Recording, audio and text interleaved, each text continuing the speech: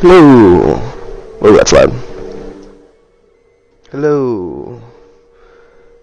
Yeah, that's what it is. There's like some weird setting in my microphone where it went down to like 50% volume yesterday. I had to like pump it up, and now it went like full volume. Maybe when the battery was dying. Let me adjust that real quick. We're listening to this Circle VJ Kolsch at the Eiffel Tower. I'll leave that up while I do this.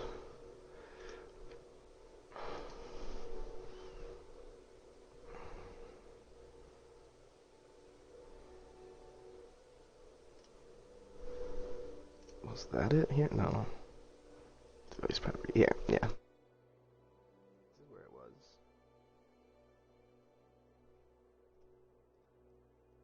I'll put that back up. There we go. Alright, so good morning. How's everyone doing? Oh, geez, you guys haven't seen anything yet. Good. Hello. Bloop.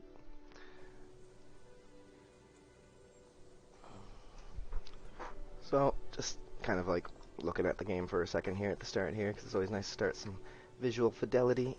Whee! Oh, climbing back up. Maybe there should be some damage incurred when that happens as well. Like if you're sliding and you suddenly... I really still have no idea how I'm going to handle falling damage. It's very important, but...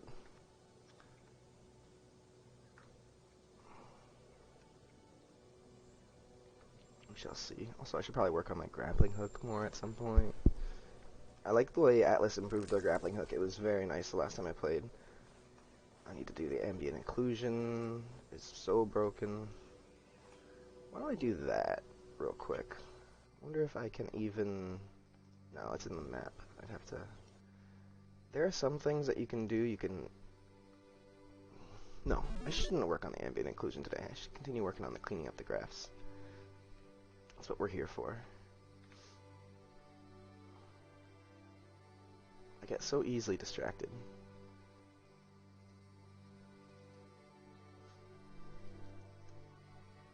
Keep the map in the cache.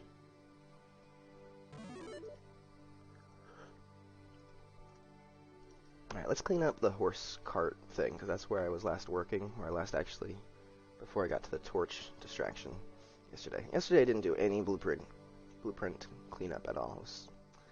That's been very disappointing for people. So let's continue from where we were.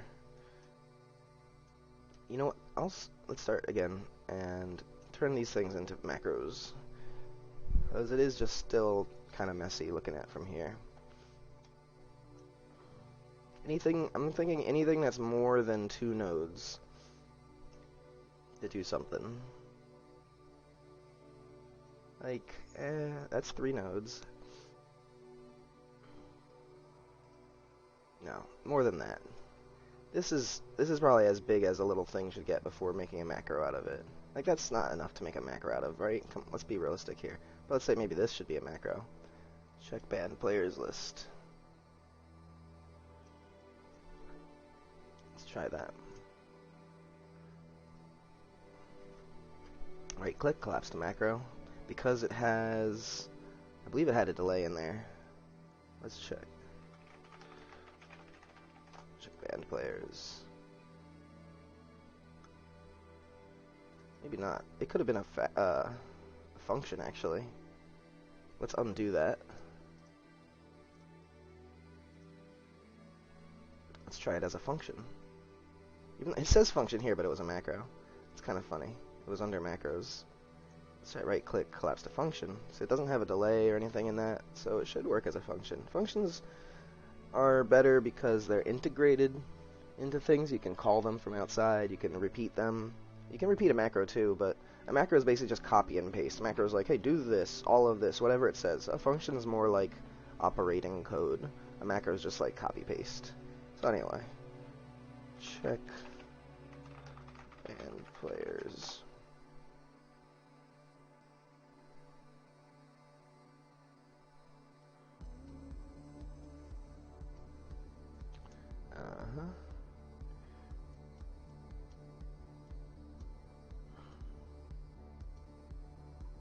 this up here. So remember that. And this could be a macro or a function.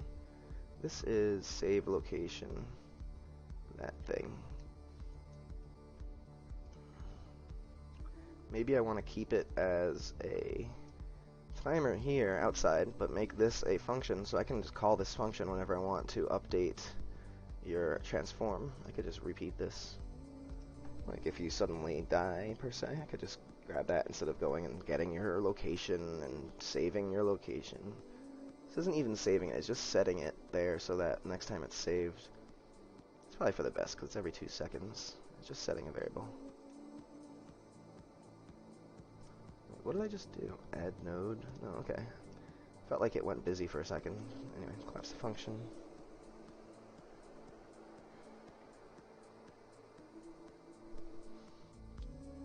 This is update location.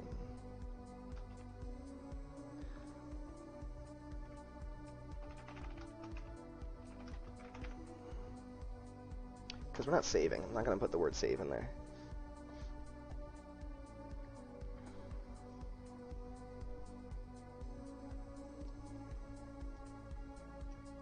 Back on that.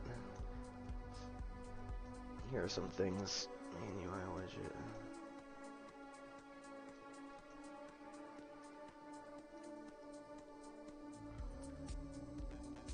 I'll see. Well, that's an input action. It's not a function call. But this event is not replicated. Did it just get quieter?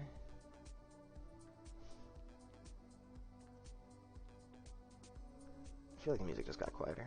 Whatever. So let's function this as well. Since that's not replicated, I could replace this event call with a function call. Collapse to failed. See, because we have, what is it? Why did there's a delay in there? Show hide and then set visibility. Why? So we have an event here on here. Delay 0.5. Oh, for the button.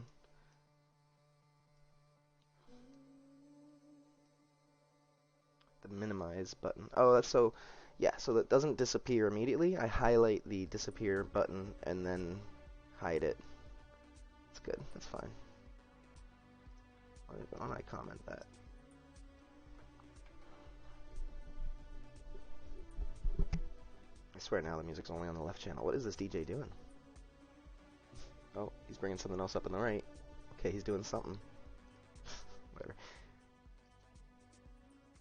I might have to change this, actually. This is really distractingly. The volume pans. Like, what is going on? What are you doing? Sorry. Let's do a random one. Here we go. Well, it's pretty intense. Live band and stuff new. That looks cool.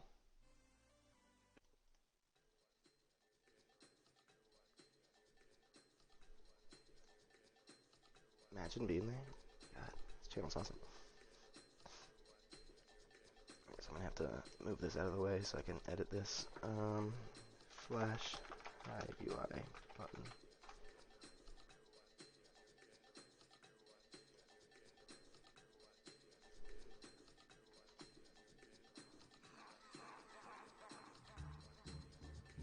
I wonder if the comment will go with it if I collapse this. It has a delay, so I can't do a function. We'll do a macro. Oh, both of them did. Undo that and deselect that bigger one. So I'll try that again. So the comment nodes go with them. That's cool for their nodes. That's pretty cool.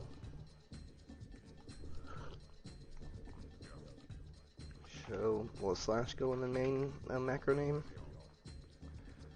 Show, yeah, show hide, that works. Main UI.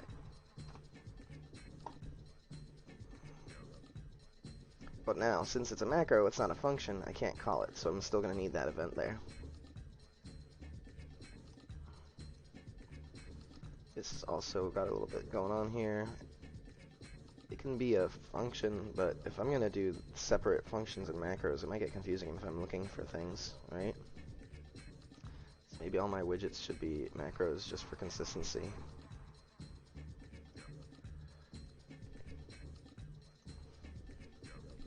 I don't know. I should use a function whenever I can. But the thing is, what if like I want to go in here and edit something, you know, and I want to add a delay to its functionality later? It's like, oh, I have to exit the function, and that's what's going on in the torch technically, because I wanted to use a delay. I'm like, oh, I have to use a custom event to exit the function, which is, I guess, is okay. This has a name already. That's interesting because it's a function. Close, save, and quit menu. Why can't it just be? Name is already save. Oh, I don't want close. I want save and quit menu.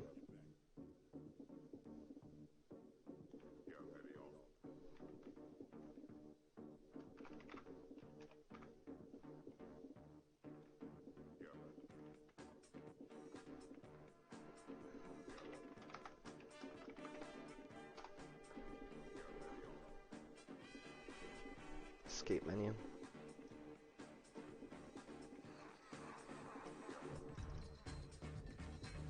Okay, so I have to go into these and make sure these are working. So random.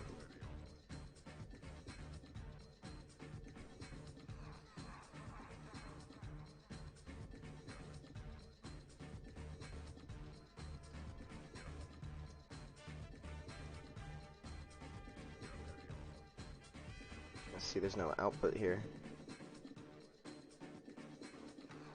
Well, I guess it doesn't need one. Just like that. Can't delete that. That's interesting.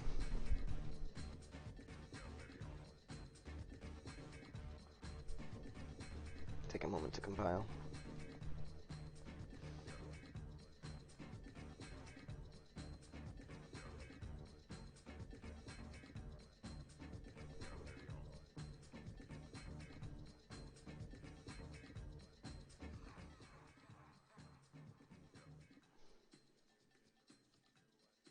Skip around in this a bit, see what it sounds like. That's a bit too bro for me. I should do one that I've already listened to. I think these ones that are like more picturesque scenes are probably, yeah, like this is nice.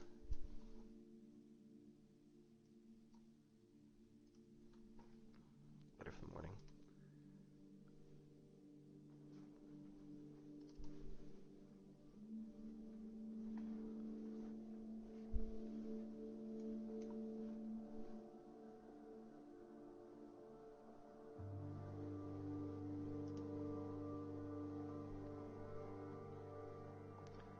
Banned players. Doesn't need a I'm checking for return nodes to make sure that if it needs a return node, it gets one. This has a sequence for no reason.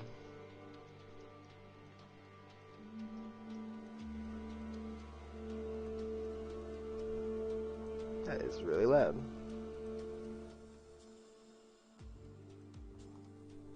So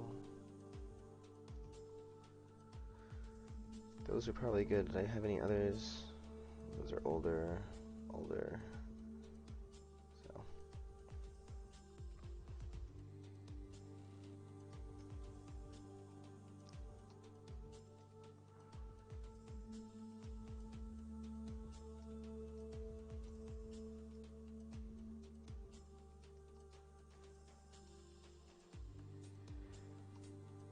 So I have them vertical like that so I can read them, but those are fine.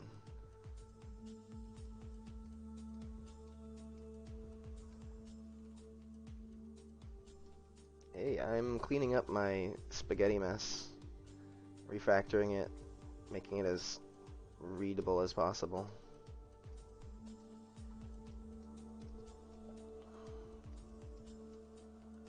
It's just when you zoom out, they get kind of annoying. Anyway, let's go over here. Let's do this one.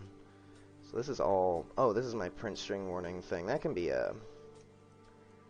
Well, it has to be done on owning client, so I'm still going to use the event. It probably can't be a function yet, because it has delays in here. But this can be a macro for sure, because it's huge. It needs to just be consolidated. Just put away. Let's try it as a macro. I'm going to get bunch of overlapping things here, maybe. No, they're all going to one place here. Boop, boop, boop, boop, boop. Let's see how this looks.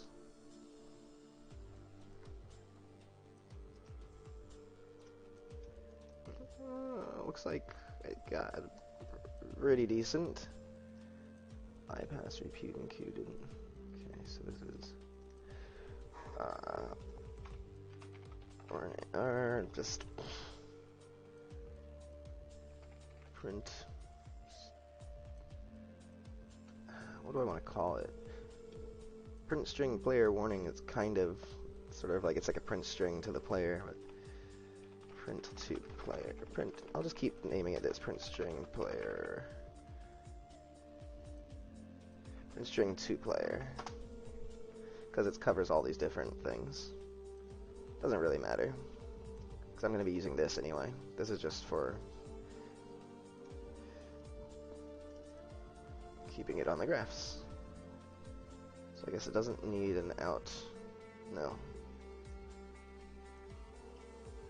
This is pretty decent.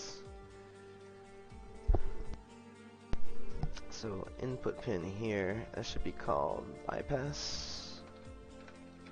P and Q. And we'll move it down, down, down. See, it's much easier to work on this macro here. It processes faster, actually. So it's actually going to make working on the controller a lot easier. It might even compile faster. I don't think so. Let me see what happens with this. Probably still has to compile the whole thing. But changing stuff on here definitely like kind of refreshed the thing quicker. That's nice.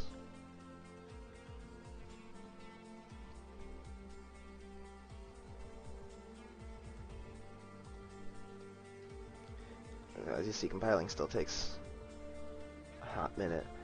So that's why adding things to components would probably be best, but it takes a lot of reference changings, each one of those. So I'll probably find which is like the most demanding, required, you know, it should be a component first. Maybe when I'm done with this whole stage of things, maybe I'll do that once I've done all of the cleanups. So, I kind of want this to be in order.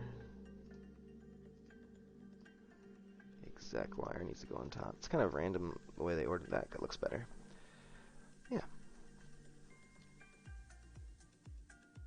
Should be good. Now that's just a little bink on my main graph. I can look around at all the categories. This is more like now it's becoming a table of contents rather than the book itself. Look at it that way. Just make all this a thing, main widgets. That's always getting triggered from here. I'm never going to do any one of these individually. Try function.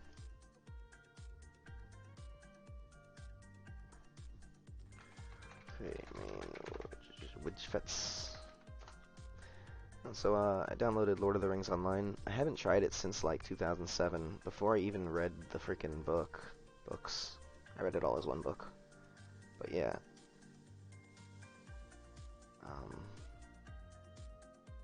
God, corner, come on.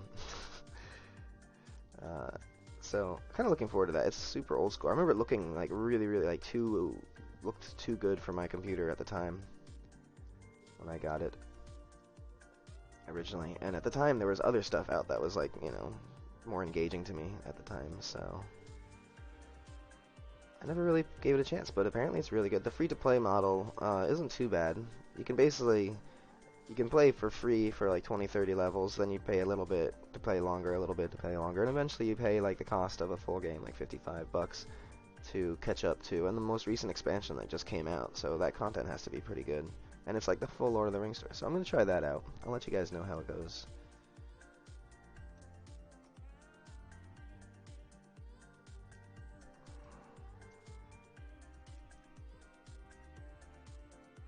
That's not really update, like regular. I mean, not really constantly, like regularly. Let's make it like every 5 seconds, probably not too big of a deal. This we don't want plugged in right now. Okay, that's that section.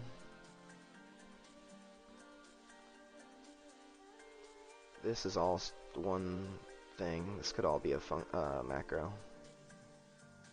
Probably. Well, there's no delays. This could all be a function. All of that. I want no, because you can't put the event in the function, the red part. You can't create a function, an event in a function. I wonder if you can in a macro. Can a macro have a custom event in it? Let's see. Well, first I'll show you that a function can't. That's going to fail. Or it's going to do it and leave the event outside. Yeah, it's going to just mess it up. See, it's just not there. This is like, what do you mean? Unknown, right? So let's undo that, because you could do that and not realize that it messed everything up. So, good to be aware of that. So let's try it as a macro. I bet it also doesn't work. Yeah, see, that one failed. That's interesting. The macro didn't fail. I mean, the function conversion didn't fail, but the macro conversion failed. So if I just take this stuff, let's try a function for that.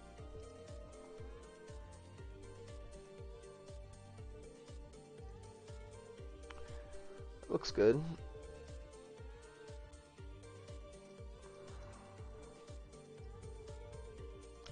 The game instance reference here. Haven't I made one for that? Game mode, game state. I didn't do the game instance.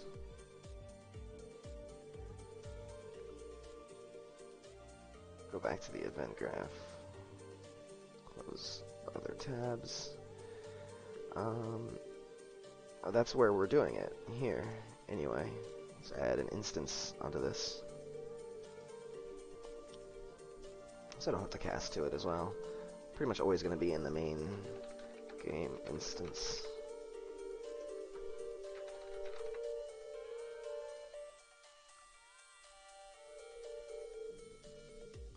Promote to variable. From there, just right-clicked it. Call it game instance. And we'll put it in that category.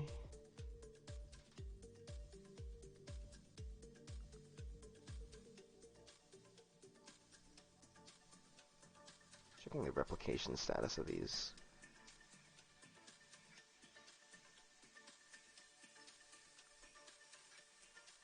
Basically, I'm using this event here to set this on the client and the server, so they both have a reference to it, and it's never getting changed again, so I don't really think it needs to be replicated. That would be like, oh, okay, it gets set on the server, and clients can access it without having to use a cast to thing.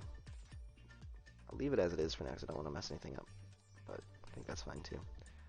This needs to be renamed. I can do that by, can I click here to do it?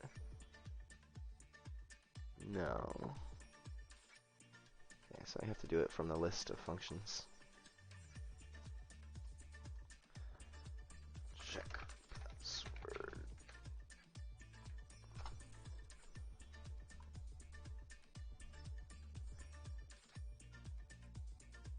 Actually, this I'm gonna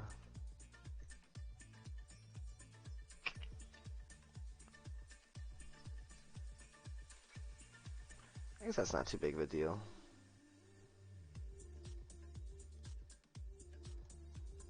To do this in here, the initializing, it's a different function though.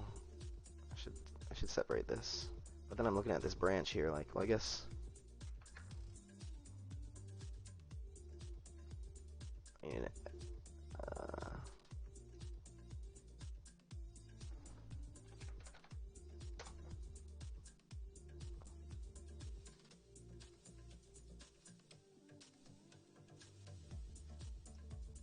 Alright, so we're going to return if it's true. Paste this back in here.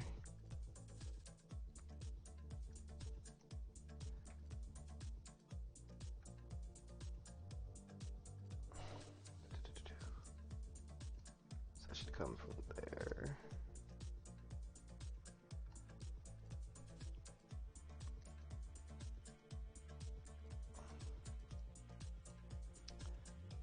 it's logging in. This is going to be its own thing real quick.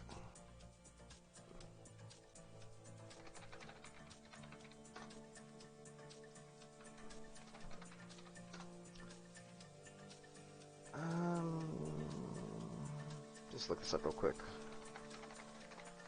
Game instance exists on clients.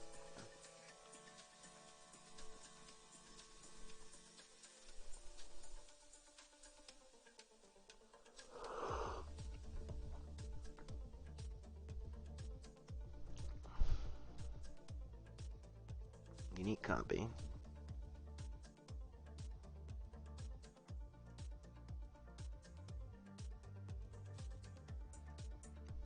That's interesting. But I'm not sure if the server has access, or the client has access to the server's game instance.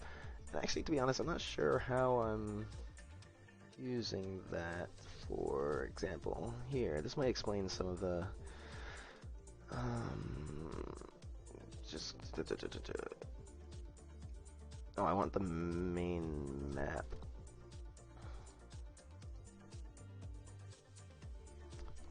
So that's where I'm doing some synchronization stuff. It's been a while since I've looked at that, but I mean everything is synchronized, so I guess I'm just have to remind myself how I did that before I make this reference there.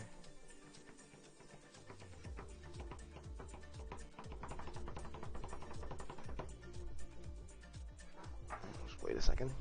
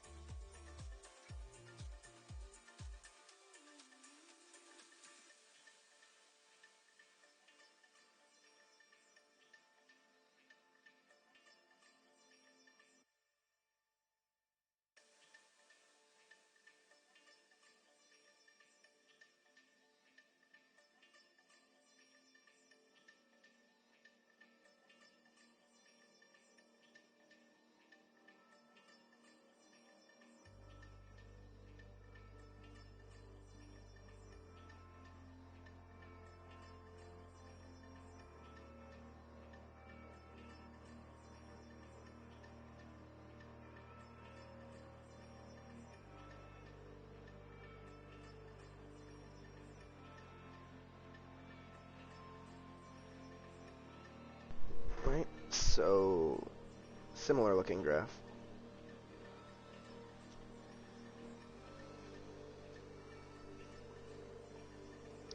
I'll clean this up when I get there. Hey Mo. This is where I did my new leap year logic here, which I got from the internet, pseudocoded and turned into Blueprint. But this is what I'm looking at now, where I update the game's instance. So this owning client, begin play, we're doing this. It says server, but it's a client event. All players dispatch. Client login, right? Okay. So when the client logs in, that happens.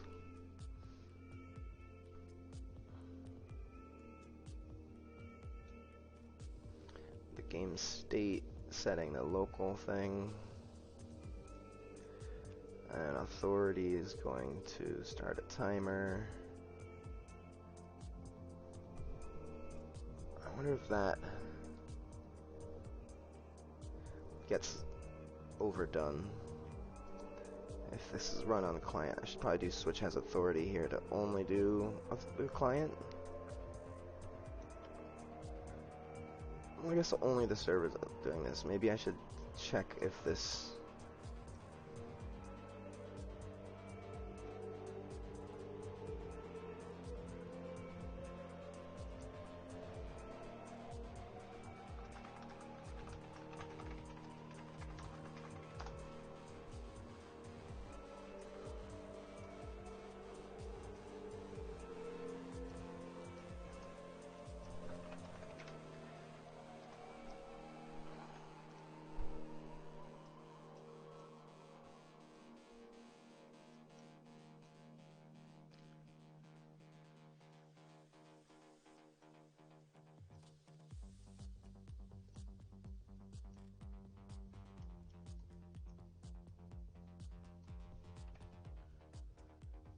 it's already valid, I guess I can bypass the starting that event and just go up here and do set starting fog. It's a one-off thing. But still, is none of this going to the instances?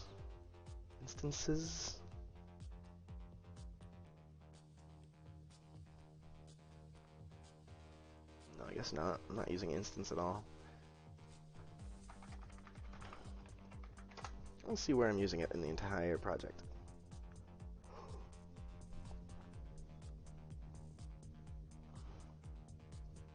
A few places, okay. The leaves from that blowing wind pack from the marketplace. Player controller is using it a few times. Host game. Set a reference. Okay, this is just where I've been putting it right now. Check the password. This is done on the server. It's fed a password and it's checked on the server. So that's interesting.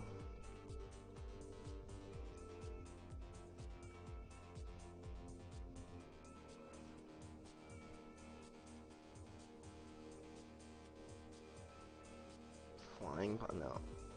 It has a flying pawn in here. It's interesting that it uses that. Asteroids, photogrammetry. All these are just kite demo, modular cliffs, particles, starter content, water, plane water. So nothing else that I'm using. So the only place I'm using it is to get the password in the entire project and hosting a game. I haven't had to use the game instance for anything else. So basically I use things when I need them. I guess the game instance is the only place that has access to the host create session, right? If I try to type create session, oh, you can do it here. It's weird. I followed a tutorial to start, and that's why it told me to put this here and to pass events through. And that was probably just to teach me how to use events to pass things through, but that's how it stays. So, do I want a reference to the server's game instance? And I'm not going to be... I guess since it would be confusing, right? You're going to use visual scripting in Godot. Nice. Godot.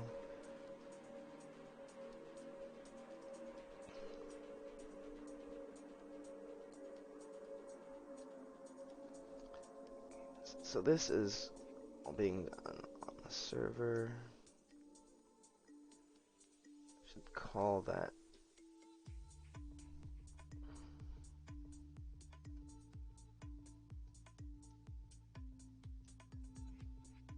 Maybe I should call it server player state instance, main game instance server. Let me look at game mode as well. Let me be really clear about this right now. I'm going to go through and get a really good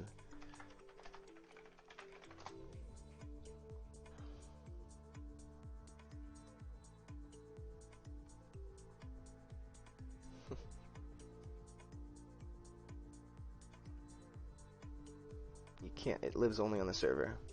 Okay, so game mode server only.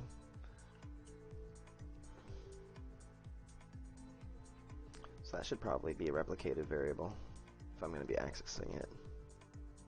I don't know if I can. Usually I just, if it doesn't work, I'm like, oh, I guess I have to do that on the server anyway, so trial by fire. But it's good to remember these things. Player state, you have one on your client and on the server, so that should be main player state server.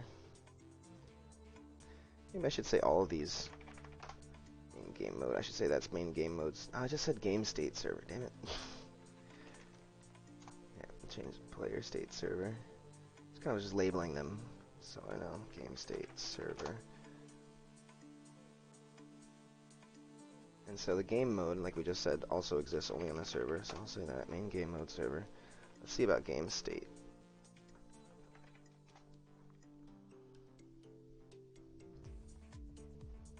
This might also be.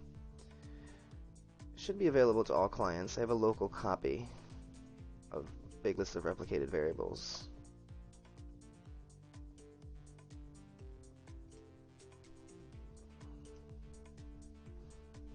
Game mode's not replicated to any clients.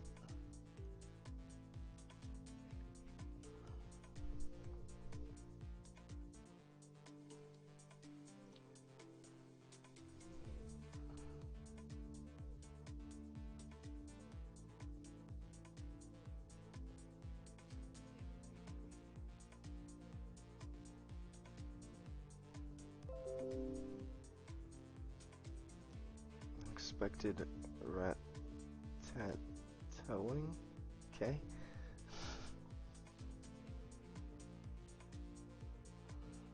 There we go. Game mode is instantiated each time a level is initialized for play. Game mode is not replicated to any remote clients that join. It exists only in servers. Local clients can see the stock game mode class that was used for the access actions and check its variables. There's unit of things running today that is easy kept in sync by being stored on game state actor, one of which will be created along a game state. Oh, can be okay, which shows me and replicated out. Okay, so the game state exists on the server, but it's replicated out. The game mode. So let's put game mode server only. And I'll put main game state server as well, because this is a reference to the server one. Any of them others are server only? No. Instances both. Game mode is server only. Player state is server and client, so this is a reference to the server's copy. Cool. So this is game instance. That's a little bit more clear about what we're doing. What are these references to? These are references to the copies that exist on the server, the game mode existing only on the server. So if I wanted to access that, I would know in advance that I would run into an error, and I can avoid that circumstance, as I was just talking about. Anyway, let me know if you guys can hear me, if the volumes are good today. Got kind of loud in my headphones, and I'm still whispering. It's got longer because of the names. It's interesting. Gotta keep that in mind. If you change the lengths of your names, you gotta watch out for your organization. So what I'm gonna do is I'm gonna keep this outside. I'm gonna fact this as a function. Get game state references. Main game references. So maybe I can replace that with something that just, if I change game modes, I can suddenly replace the, I can make another macro like that.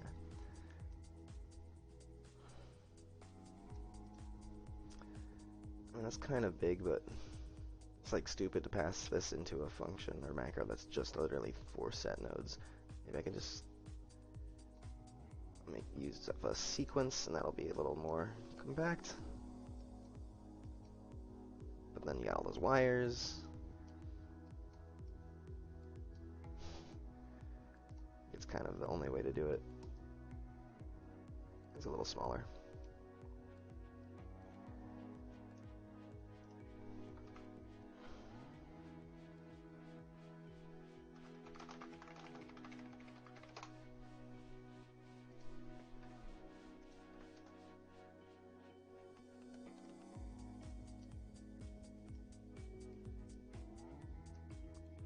I could just collapse them. It wouldn't be a macro, it would just be collapsed nodes.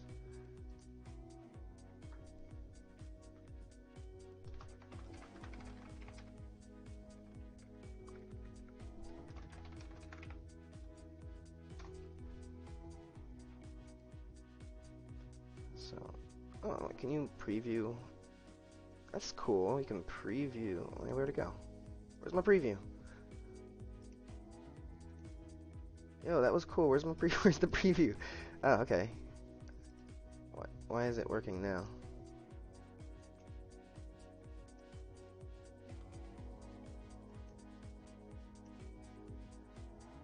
So that's nice that you can see what that looks like from the outside. That is actually useful.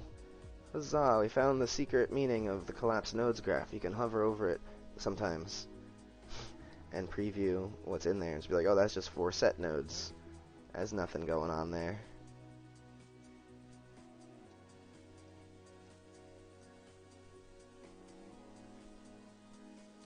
Save game and get password match status.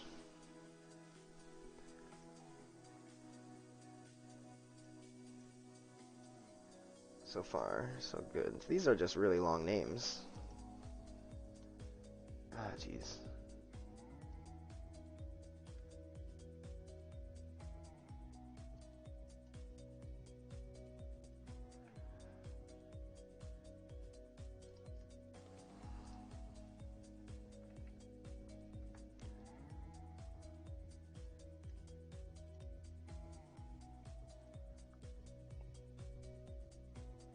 Maybe this big thing can just be...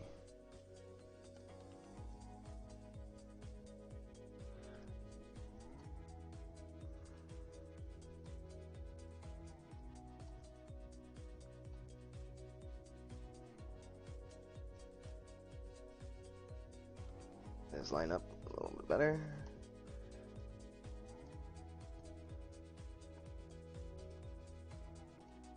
Color coded to what they are.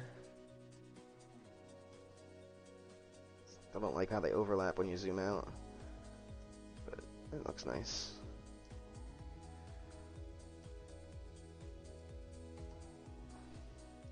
Little figure 8 there.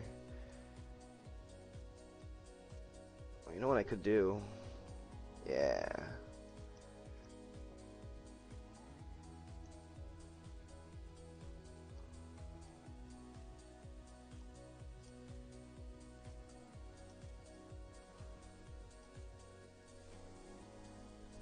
Right.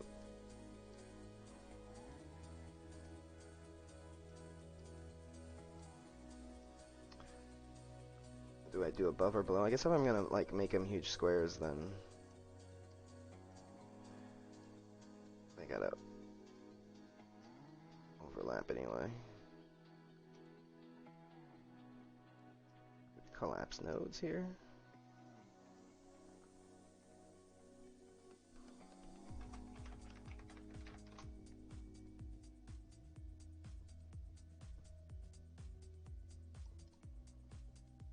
See the mouse over. Ta-da.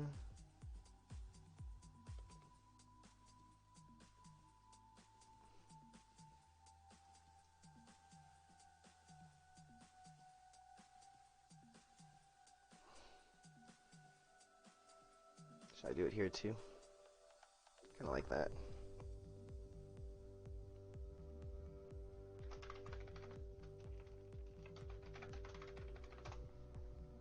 Blank account.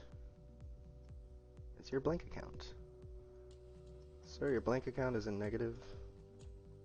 Oh, sorry, it's a blank. Yeah.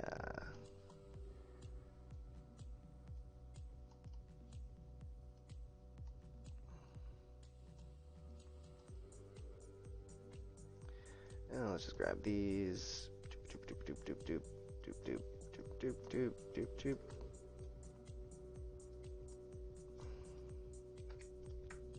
And alignment, string connections. Oh. Well, no.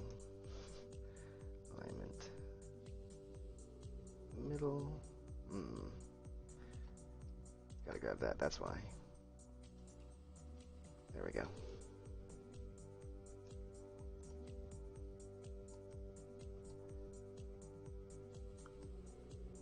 Hey, what?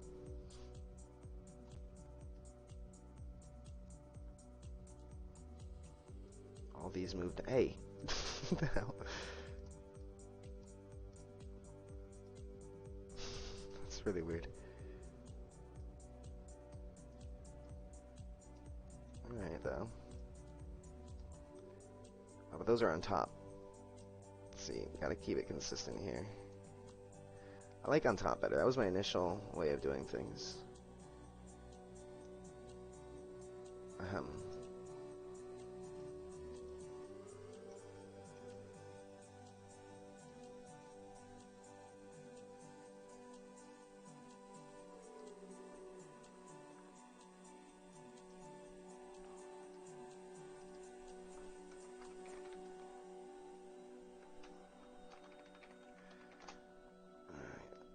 doing that for some weird reason. Don't ask me now.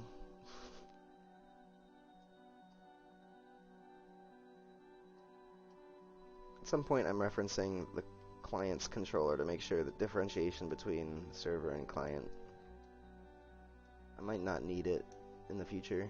Maybe I'll get to that point in the code and be like, oh, that's completely useless by this point. We'll see. But for now. Right. That's all better.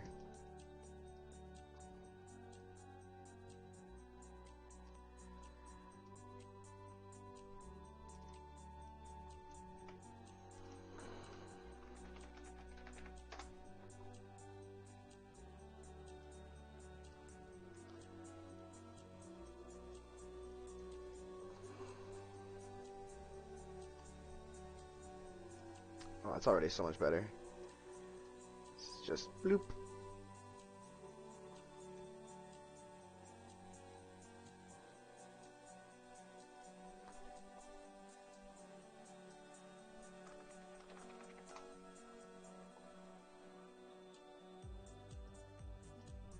I could rename them from here too. Oh, easy to change too. No delay.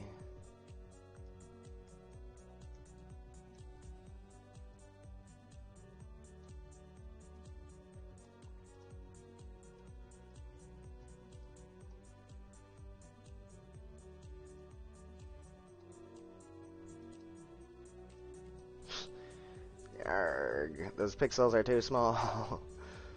Right, okay.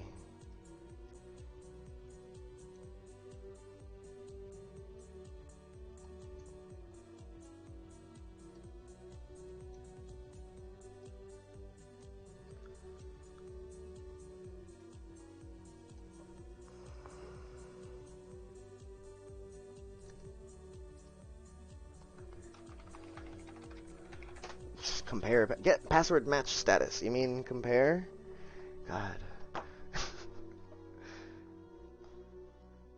I'm just gonna get password compare match status. No, compare was the useful word. Get password match status.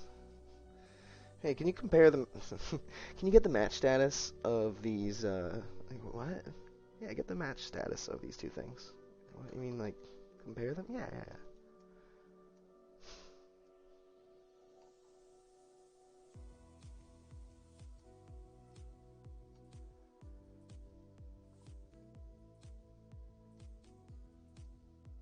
I guess that's why you do things like this. It's so annoying though.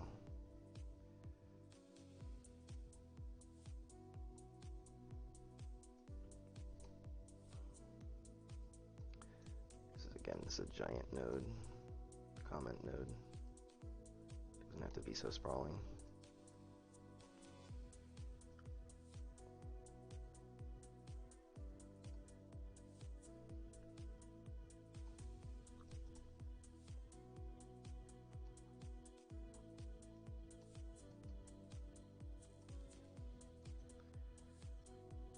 Hey, what? Okay, cool.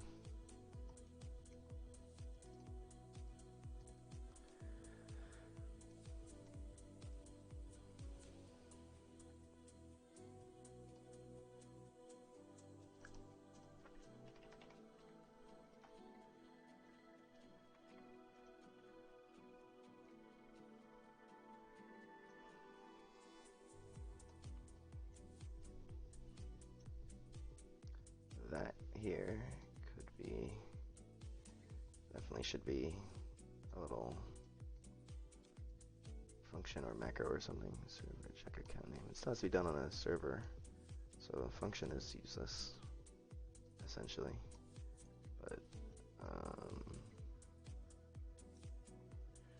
it's basically making a macro out of a macro. It's gonna have different. It's gonna have two exec outputs, hopefully.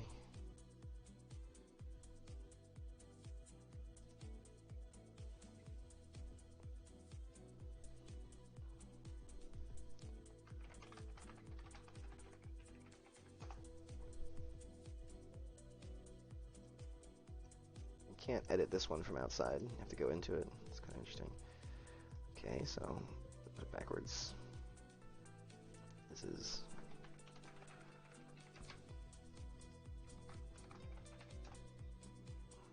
I can rename those no match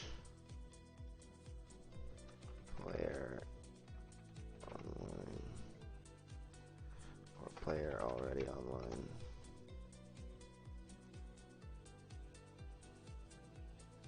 Check on the players, no match player already online.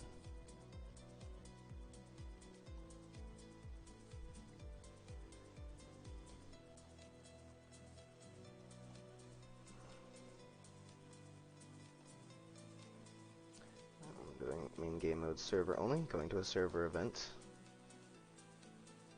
This is just player state. Wait. Is that a built-in variable?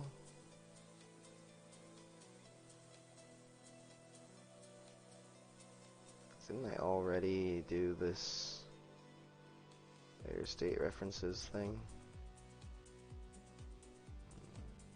Main game references. Main game references here. I'm doing the main player state server. But here I'm just using, this is a pre-existing variable because it has that comment there. Containing or located information. Using this control only exists for players on NPCs as well. And so in here we're using it to, this is the main game mode, so I haven't really worked on it. Actually, that's the first time I've seen something that's messy outside of there, so I should clean this up. This will be the first thing I really correct. I'm not even using that. Look at this. Funny. Mix that. That makes it a little bit more understandable.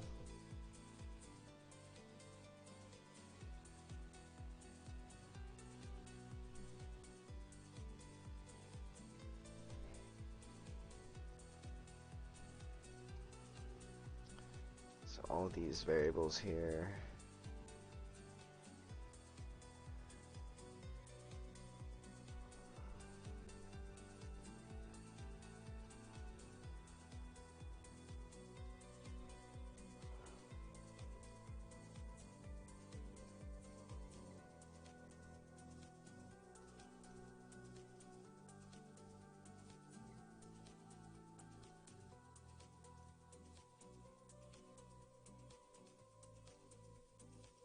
Oops.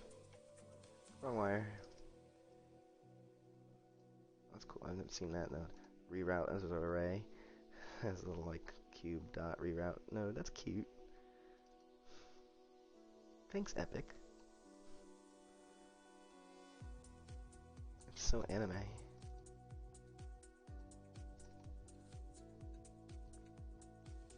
Now I'm gonna collapse this all to a function at some point too. But for now, let's just see what can be done about this.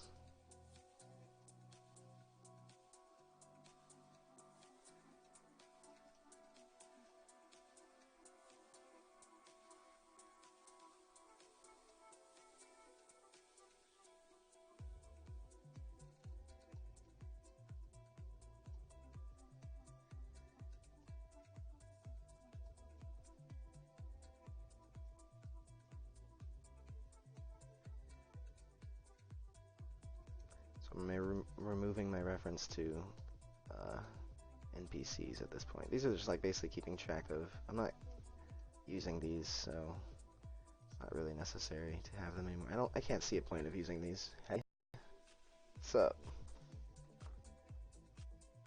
I get the feeling you're not the official Unreal Engine channel, but you can never tell. You can never tell with these things.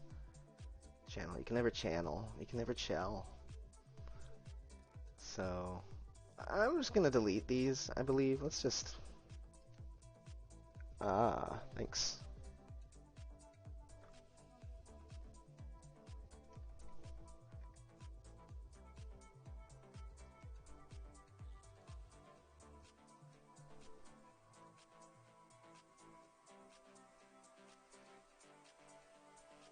Blah blah blah blah blah blah. I'll turn the music down a little bit for you. Yeah. I didn't think so. But yeah, what do? You do game development? Thanks for the heads up, by the way. Is the volume better? Look, I'm not even using these anywhere else. Let's just nix them.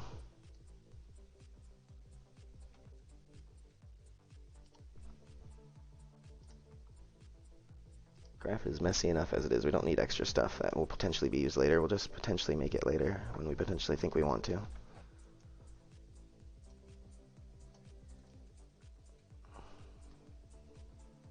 This is the game mode, and as we said, the game mode only exists on the server anyway, so I probably don't need... Well, this is... Alright, here's the thing about this, accessing this. This doesn't need to be a server event. This needs to be a server event. So we're on the server already. Now we're going to access the game mode. So, theoretically, this could be not replicated, and I could delete this. But just since I don't want to fuck with everything and test everything, this is a pretty well embedded thing. It's kind of irrelevant anyway. So I'm just going to leave it. It's just like an extra step. It's an unnecessary step, yes, but I don't care. Yeah. You do game dev. I'm making an open world game tutorial series on your channel. Nice. Oh, I think I saw that. You posted it into the Unreal Engine devs Facebook group the other day, or on the Reddit. Maybe on the subreddit. I hang out in the unofficial places. I go to Unreal Slackers sometimes, but I really just get my info from Reddit and the Facebook group. I go to the forums and stuff for when I need to find some answer to a solution, or solution to a problem, I should say. Answer to a problem, answer to a question, solution to a problem.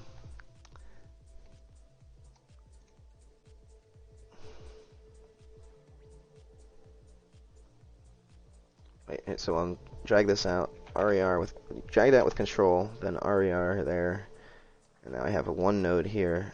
This is the most important part of making functions. So that's a lot easier. Reddit, yeah, were you one of my subscribers or something? I don't know, I might have. I think I definitely looked at your channel. If you posted a playlist in any of those, you did it on Reddit, then I probably looked at it and I was like, cool. And I realized, like, there's a tutorial series that was like how to make an MMO in Unreal Engine, and it was kind of, I don't know how to explain it. It was kind of like, yeah, ... but yours looked like, oh, okay, this is more feasible, kind of like more like what I'm trying to do. Like, this is just because it's an open world game doesn't mean it's like, an MMO per se. And mine's multiplayer, doesn't mean it's, impossible to imagine a single person making it kind of thing, right? It's more like you got to keep yourself grounded in what are you trying to accomplish kind of thing.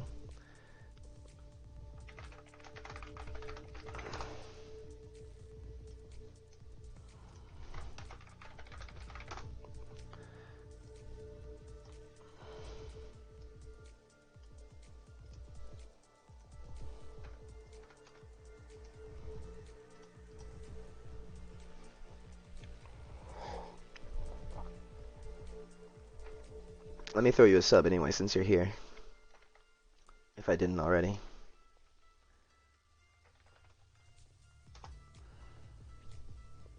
Let's see.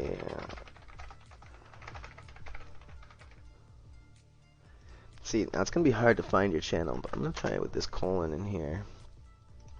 I go to channels. Is that you?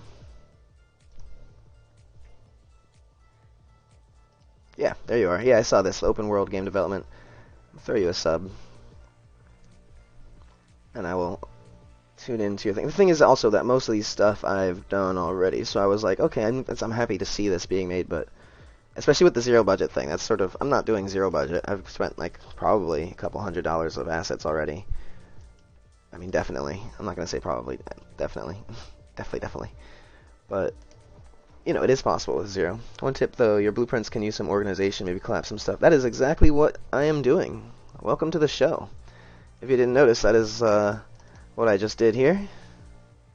But yeah, that is why I'm doing this, because I got kind of, I got dismayed at some point, and I was like, I need to, like, get more professional about this, take it to the next level, and and I think this is a big challenge, is to clean up my whole game, which every single fucking graph has stuff like this. But if we go here, this is where I've begun. This used to look just like that. And instead, each of these is now its thing. Uh-oh, what's wrong? Where are you unhappy?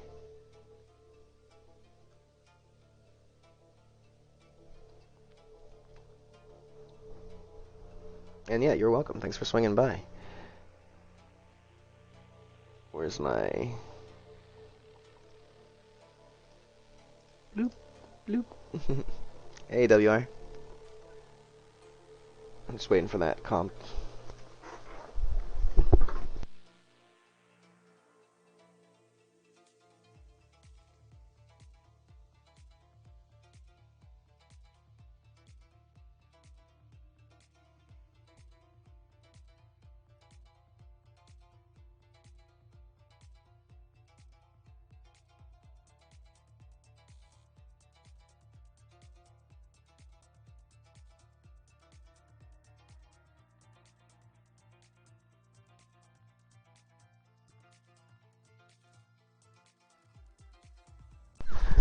One thing about why I've been hesitant to do this is that once I organize, I don't have as good of a mental graph of where things are. Like I'm good with maps in my head, you know what I mean? That kind of thing, where I need things to be relative to each other. So, as you noticed before, when I went back here, I was like, where's the main game references? What is all this? You know, it's very unfamiliar now to me. You know, it's an upside and a downside. I'll gain more familiarity when I come through here. There's not much to be familiar with, right? So I gotta get over that. That's all it is. Literally just woke up. Nice. Slacker. Just kidding. Alright, let's go back to that pin. Not that far yet. Or is it?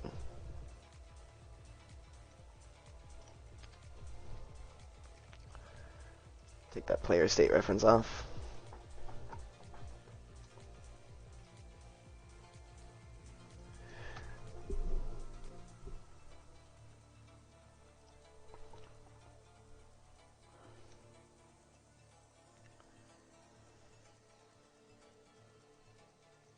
That's from here.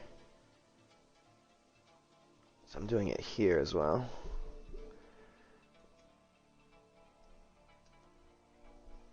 So when this branches down here, those will probably coincide-ish here.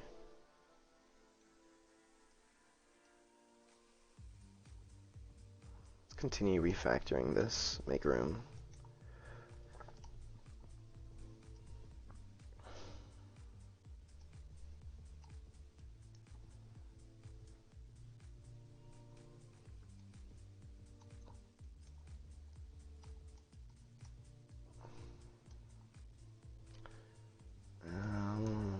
Controlled pawn here works because we're not casting to anything.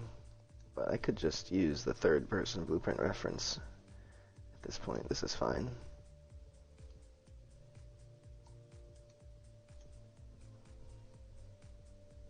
This has a delay in there? Yeah. About that mental picture thing, why don't you make a graph in a separate software containing what is in what graph?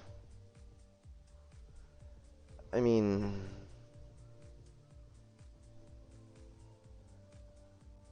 This is that? I don't really see how that would help as much. What I'm saying is like the complexity helps build familiarity, where I'm like, oh, this intricate shape over here, that's where I did this and that. Whereas a little cube with like some text in it is indecipherable until you go in there and read it. And you know what I mean? Like it's more... I'd have instant recognizability when scanning around because I'd be like, oh, that's here, and then zoom in exactly where I need to be. Versus being able to... It's just a double-edged sword, and it's just like, you know, this is just the direction you go. All I'm saying is it's not as bad as people make it out to be, but it's still worth doing this.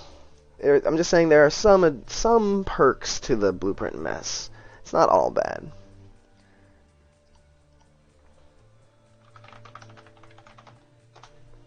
Hey, what's up?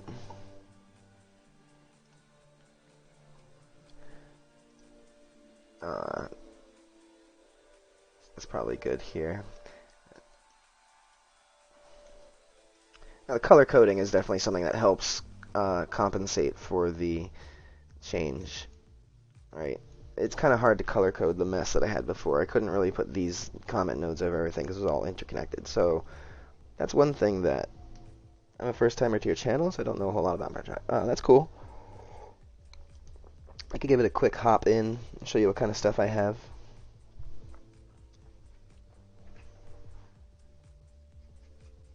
It's basically an RPG trying to stick to the old school MUDs and early MMOs like UO and EverQuest and Vanilla WoW, and trying to rebranch the genre from there without all the stuff that's come from since. So kind of take it a step back in terms of the scope. Why is this? What?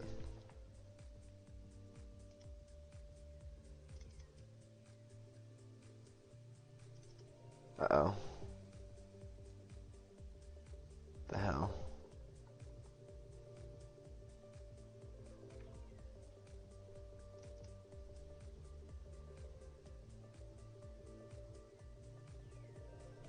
Maybe because I renamed it? But that's the first time that error popped up. I've compiled this 100 times. I didn't just change that now. That's so random.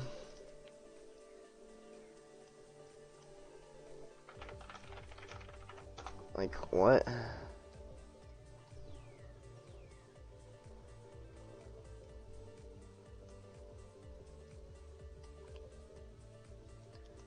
Oh, you know what? The horse never had a frickin' round timer anyway.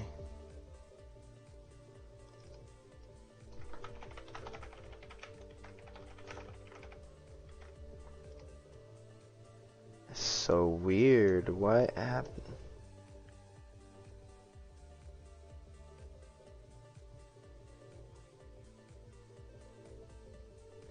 Do I know C++? If yes, where are you going with Blueprint for all of it?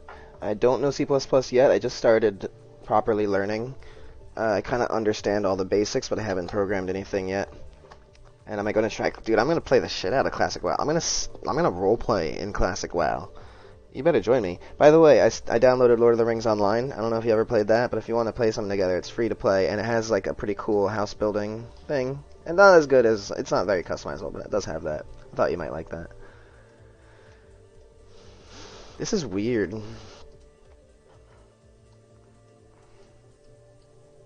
Will it compile if that's just there as a reminder of confusion? Like, why did that only give me an error this time? I haven't touched that. I've been compiling this over and over again. This is why I'm afraid of functions. Things like this just start happening.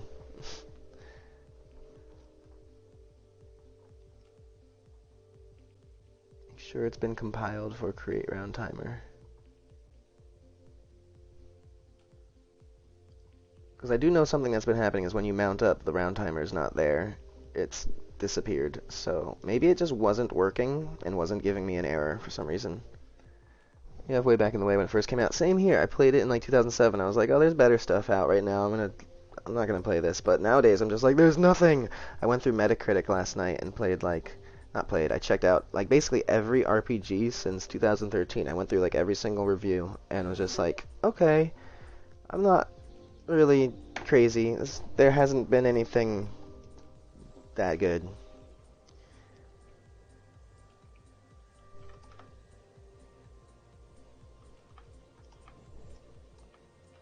Where's my UI?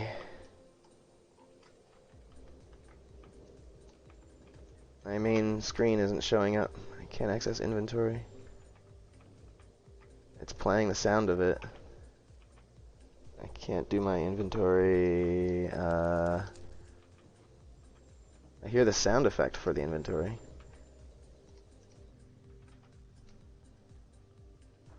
I'll show you the intro here. It's the weirdest sound effect.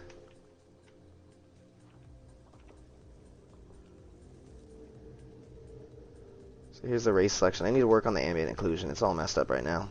The skylighting I just added recently. What do you mean? Look at the statues, etc., etc. I have a little questionnaire thingy I've done.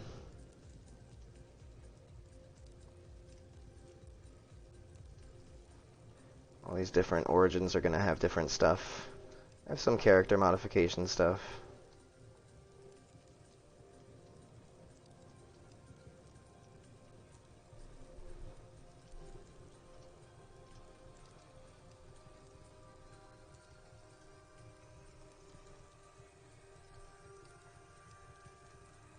Text description.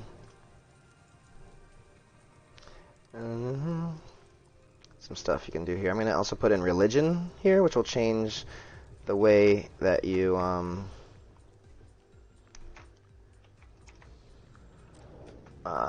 how you respawn, your different respawn mechanics, like death mechanics, basically. That's a 3D object moon in the sky. Let's see, will the inventory work? No. Something's wrong with the inventory. I get... What other buttons can I use? This guy? Okay. So, you got your stat stuff here.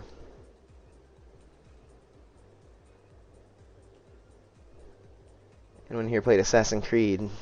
I like the first one a lot, and ever since then I started going downhill and became basically the worst thing ever.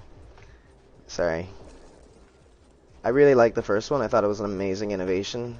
And a friend picked the game up and, like, halfway through the story and, like, finished it and then started playing it on loop. Like, basically just sitting there playing it 24/7, so I never got to even experience the rest of the game. Alright, I gotta fix my inventory, though. That's really weird. I bet it's something to do with one of these macros that I made here.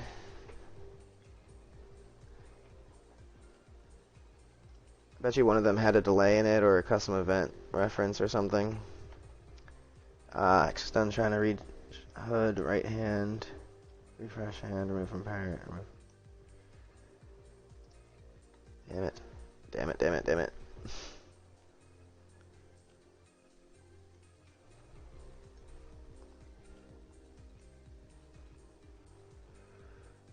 This is why I don't like functions, it messes everything up, but let's fix it. This must have...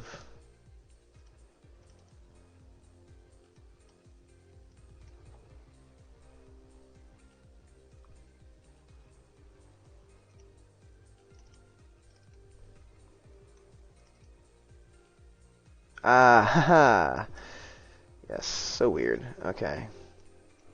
Ooh.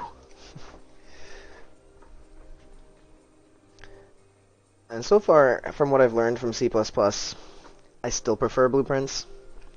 A, for being able to basically drag off of any node and see what applies to that input or output without having to look things up, without having to type stuff. You can type stuff to get a better sense, but you can just literally browse through.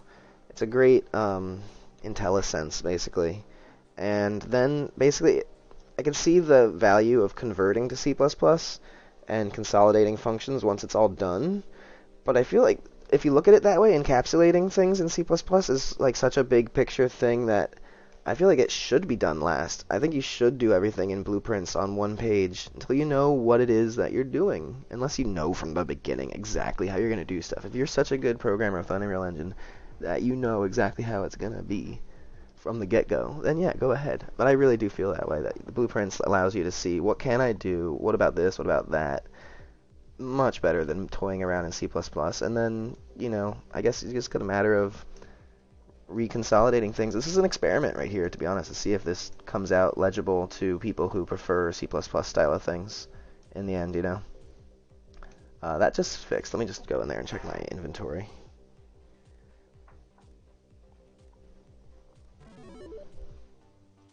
Oh yeah, but I'm going to play the hell out of Classic WoW.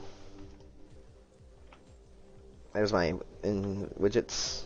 So here's what I meant by when I hide everything, or when I hide this menu rather, it highlights it for half a second before disappearing. When I press the button, give it a little highlight event there. Alright, E and Q. B for bags. I'll probably change these to pictures in the future.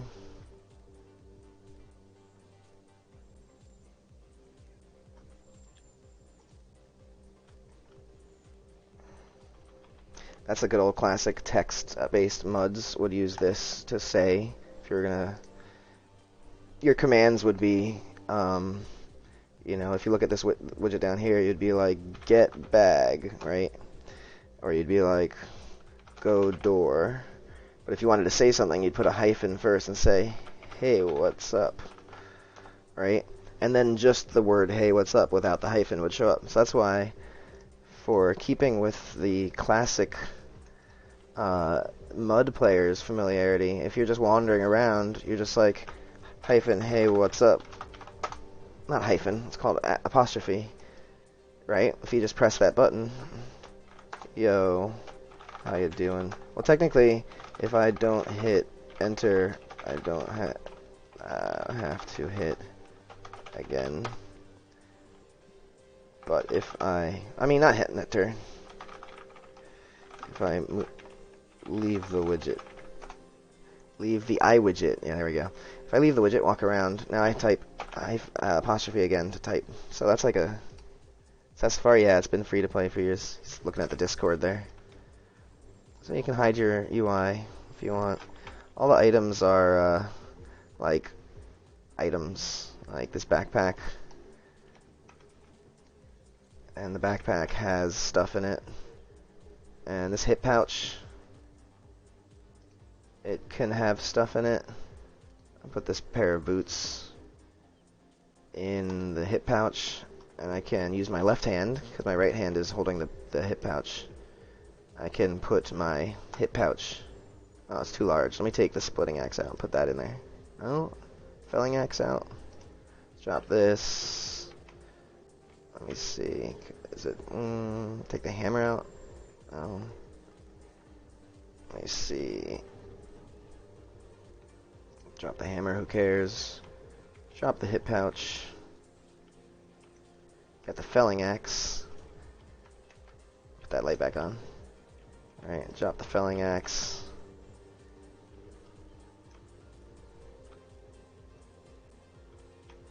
Get the hip pouch. Open the backpack.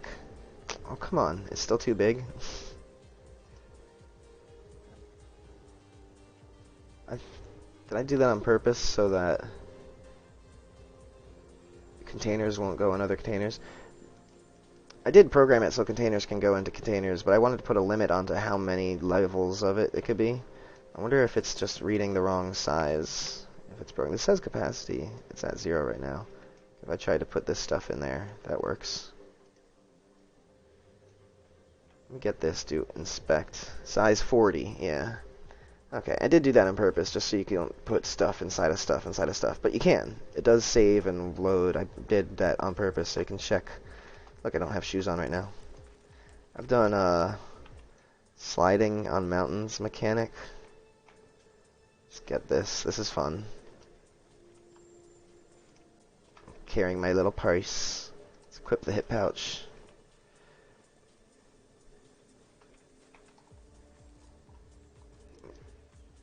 And then I can climb back up. I have to work on the animation though. Alright, cool. Oh, India, wow, cool. Alright, take it easy. Thanks for stopping by. And yeah, I'll see you around. Nice to meet you. Whee! And so I also have the horse, and the wooden cart, and the building mechanics, and a whole bunch of crap. So let's go back to cleanup.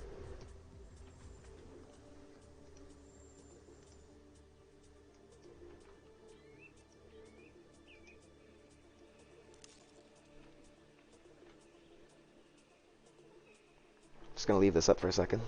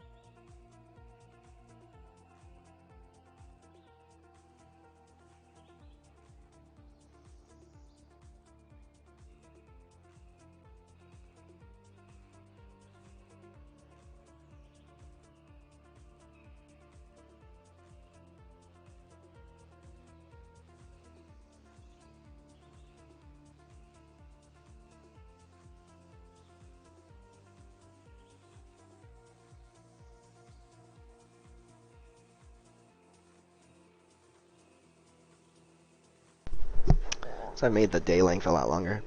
Cessifar says the only thing he remembers is the fishing. I say we form a TFL guild in the free-to-play Lord of the Rings Online and play the first 20 levels together. Let's even get Taming in there. He's been itching to play something, and if it's free, he can play it. So we might not get very far. We might only play for a day together. Most likely I'll rage quit within 12 hours. And be like, the MMO industry is ruined. Nothing like as good as this has existed in 12 years. Or whatever it's been. I think it's 12 years now. That'll be fun though. I do want to... Dark Lord was talking about UO Outlands, and I was thinking, you know, that game might be better with like a guild of more friends and stuff. So maybe, I don't know, Cessifar played it for a bit. I think he even played it longer than me. But if you guys want to try that too, like, I say we should just pick an old school free MMO and just play it together as a channel. That would be cool.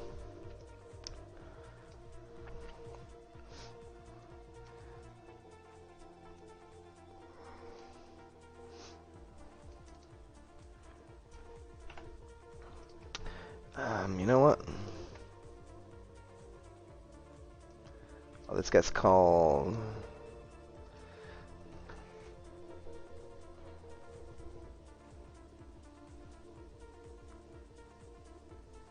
Wait, doesn't it get called twice? That just goes to...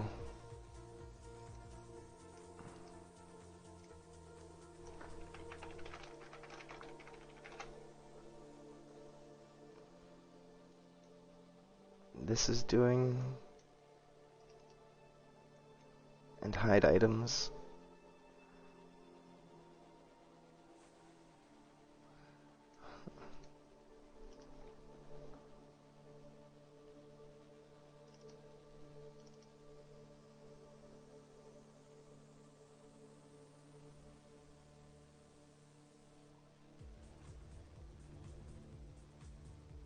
It's happening way over there. Okay, so...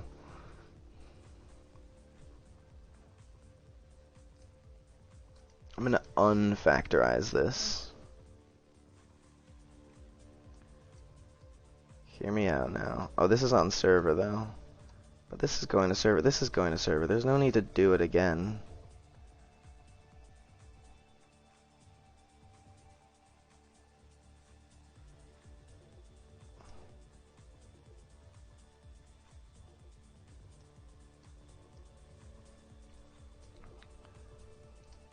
Because, essentially, the new players, they don't have to go through all that loading character stuff.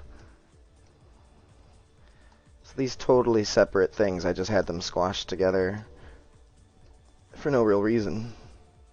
Those are two different things. Should be separate, like, entirely.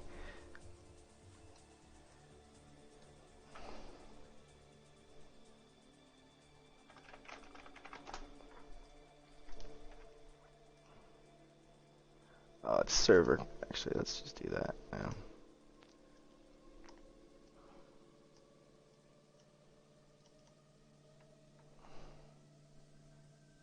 Right. Didn't it need a game mode? Yeah, I needed the game mode. Pass that there.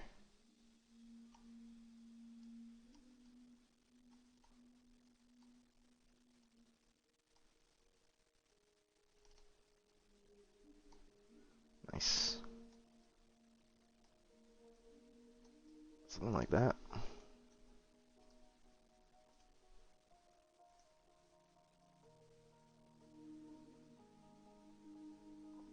This could be its own thing. I collapse this.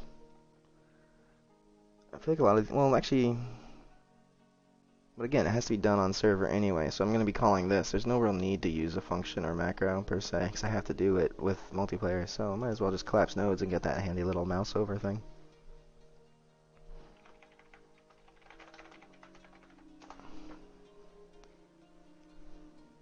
But there's going to be a few cases where I definitely need to use functions, like where I am repeating things. We'll get there.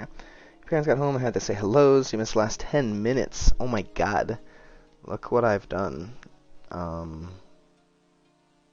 Uh, yeah. Oh, I did this. Account name entered. I got rid of that. I moved it here. It's two separate things.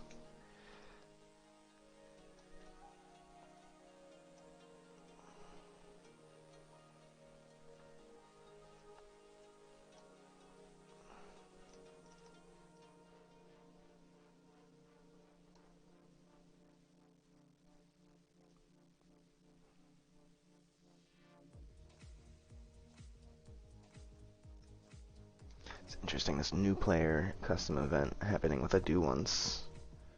Arg. Finding other things. Called toggle new player. That's annoying. Oh, it's so annoying.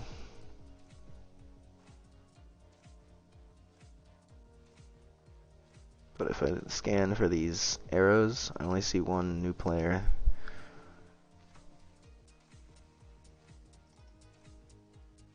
Where's its reference to? Where's it getting called from? If I rename this,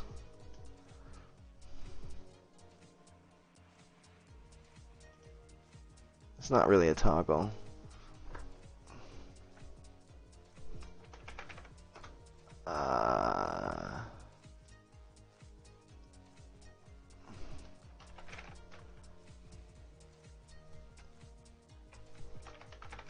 Recreate new player widget. It still has new player in it. Oh my god, recreate. New player. Create.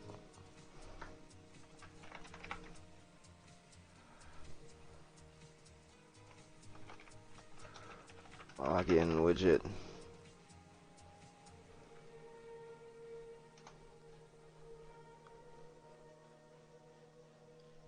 Now if I search for new player, I wonder if create new player widget is still showing. Let me compile. Most of that 10 minutes I was just showing off the game to an Indian friend, Unreal Engine 4 game development.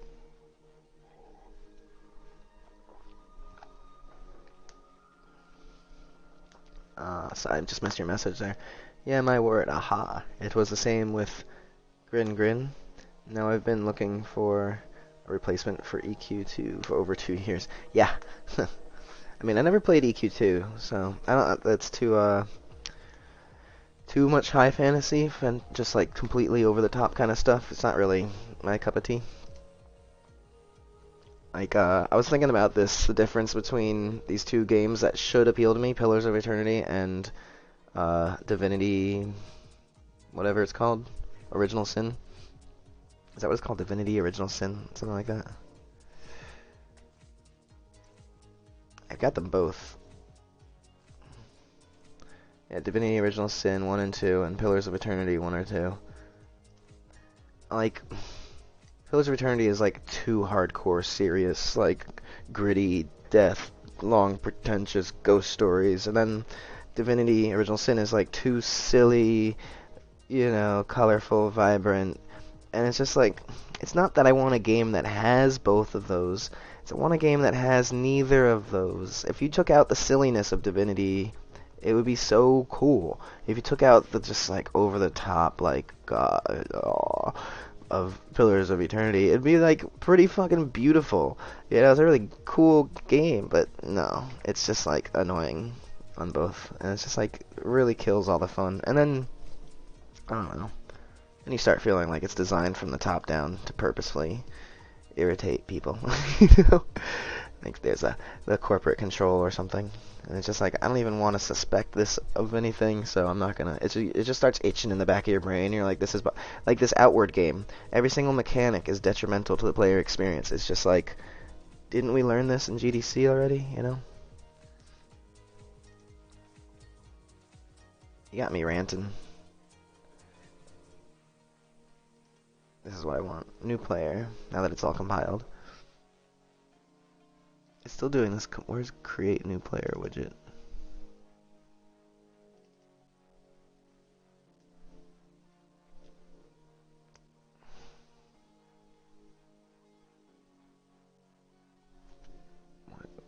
can I access it here? Okay.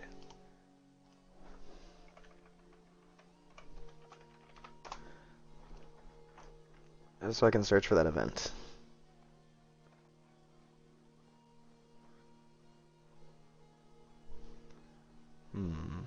Let's see. What?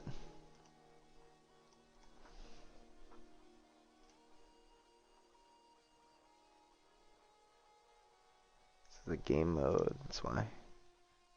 The game state. This, I want to find this. Is that being called anywhere? I still have this new player widget reference, but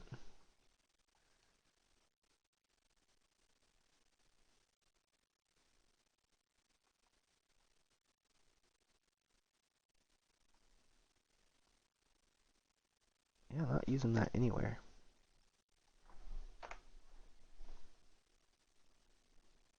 I'm gonna rename these back.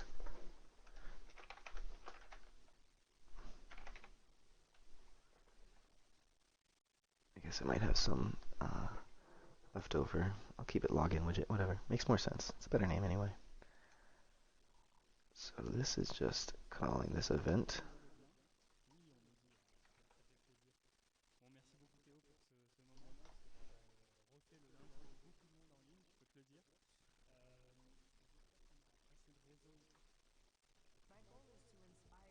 Hack. Go back and then forward again. You can skip any advertisement. Don't tell YouTube.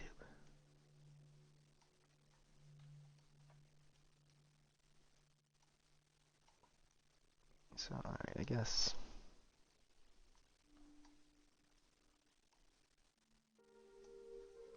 There we go. I'm gonna go like this. Collapse nodes. Login widget.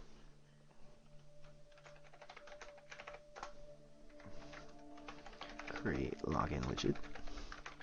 Yeah. Mother asked me to clean the kitchen, but she didn't say which one. All of them, boy.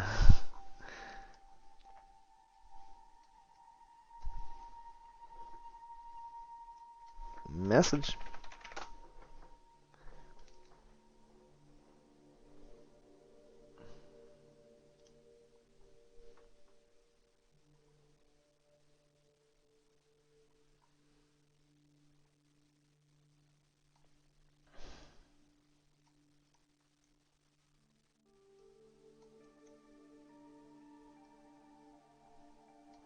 Okay, let's make a little more room here. This is really more like that. Let's bring these up like I did with the other branch. Oh, nope, don't want that.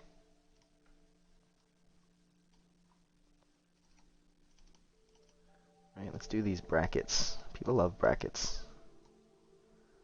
Look at that. It's like a tree. Humans love trees. Don't you just see that and just go, ah. It's like a fork. I can use that. I can go left or I can go right. You can go with this or you can go with that. I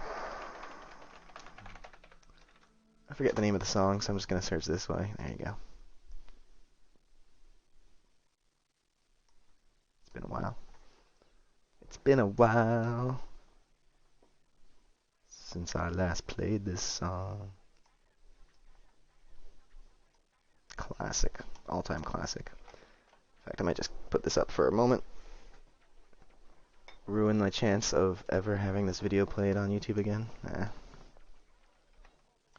I'll keep it nice and quiet. Past the sensors.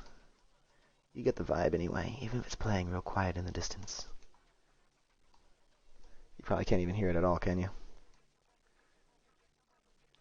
Big fan of Tolkien Universe, and I tried it. It was good for a little bit, boring for solo, Dark Lord says.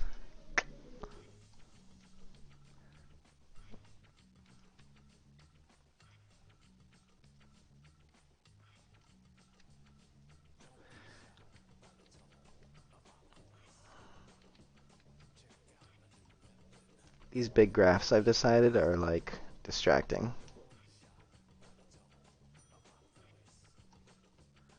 What I might do is label the branches instead.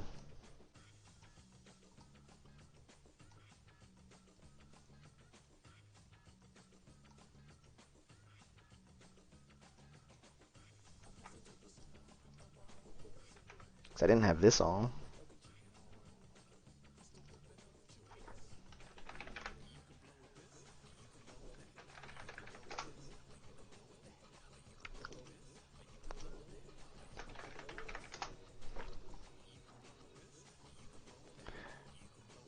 When video games said we had choices to make, and then we got two options. You could go with this, or you could go with that.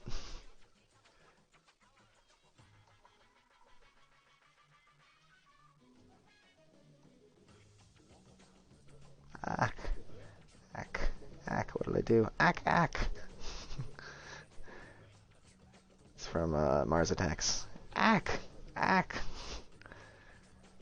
Look at that. It's all in a line.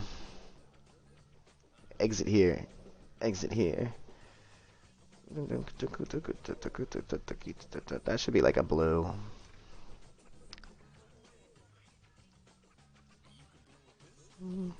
Got all my saved colors now. So nice. Alright, now this is where I got up to, right? Yeah. The spawn loaded character is coming from here. Bing.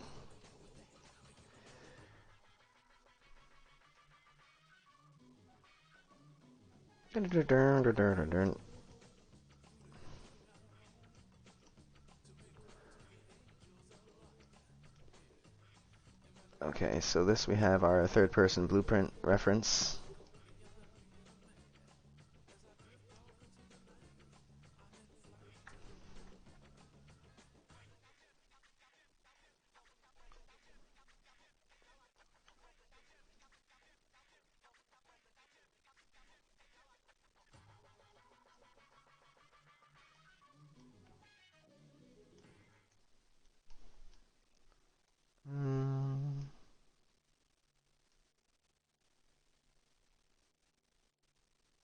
That's simple enough. Looks kind of complex.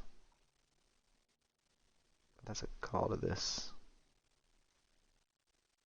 I could collapse these, but then it would just lead out with two nodes, and I could have this up here. Seems a little pedantic. This welcome the returning player. That could be a thing. Uh-oh.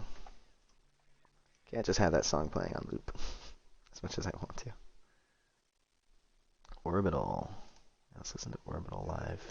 Here we go.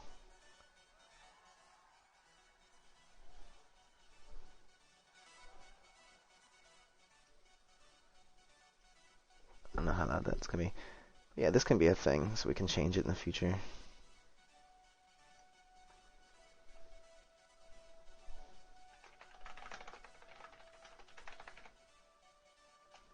So maybe I can do some other stuff there. Maybe I can like do some particle effects, you know. I can do extra stuff in there. I can expand it later. So that's one good thing about it, is it makes expanding easier. So let's look at it that way. I love expanding my blueprints. It's more room. It's a room making thing. I can get as crazy as I want in here and no one can tell me shit. Look how neat and tidy my blueprints are. Same shit, different look. But yeah, this is good. I like this. I'm gonna keep saying the same thing over and over again.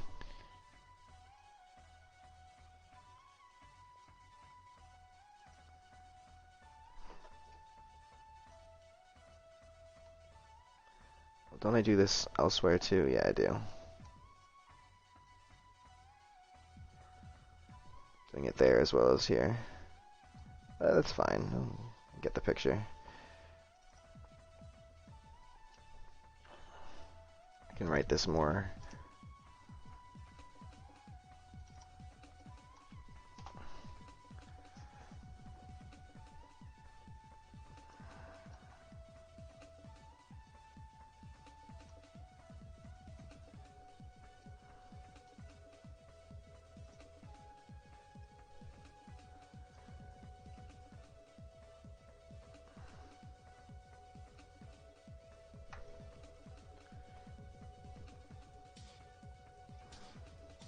could be a thing.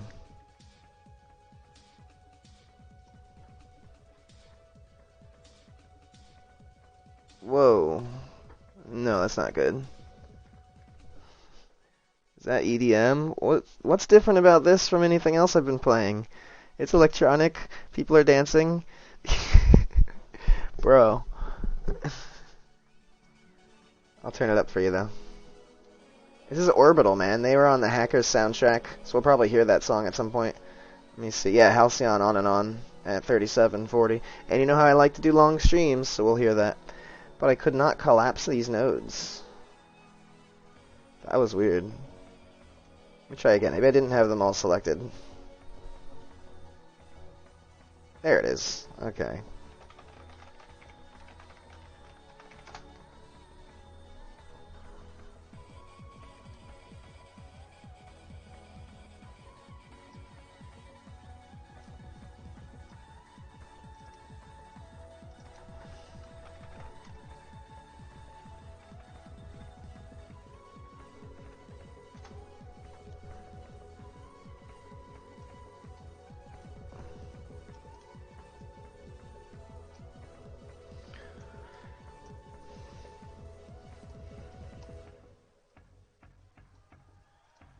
All of this can go into something.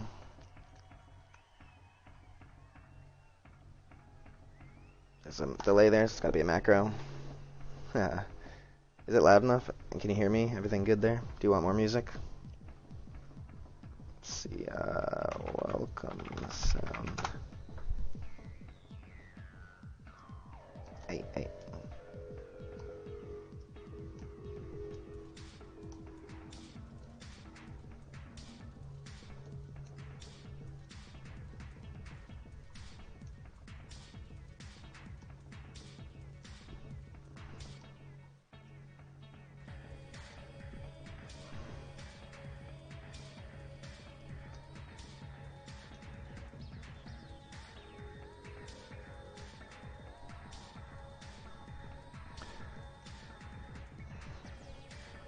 I wonder how I can do this best. If I just put a reroute here, can I... These are custom events. They have to be outside of it. And this goes to something else. So I can't really be... This could be a thing with two inputs. Like these could be one thing.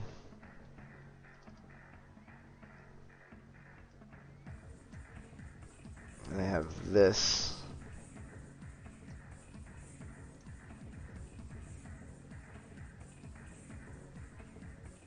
I don't know, that can't be... I don't... Can I have multiple inputs? Is that even a thing? I'm gonna... not do that.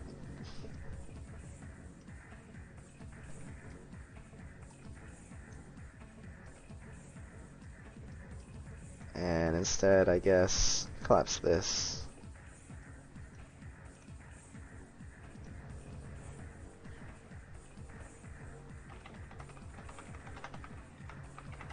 I never remember how to spell it. Ubbles with an A. Yes, you do want more music.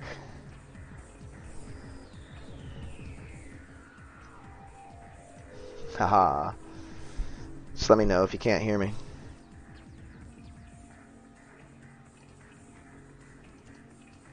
Okay, this still looks better.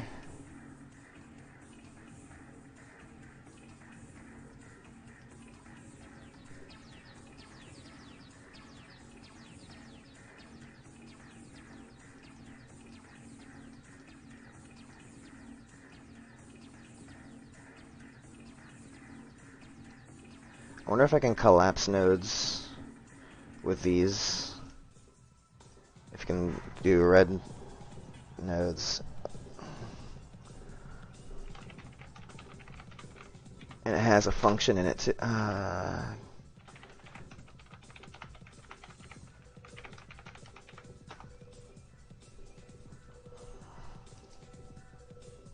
Hey, cool.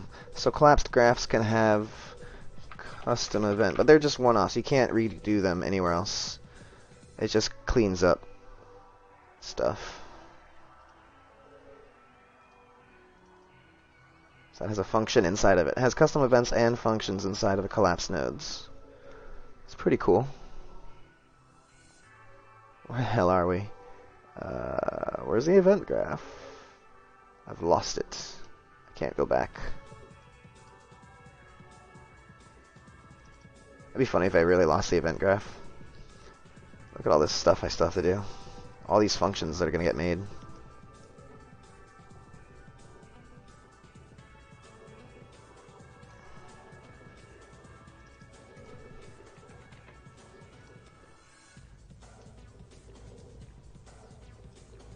I haven't touched this stuff in forever though, so it's nice to just be like, yep, that's done, it works.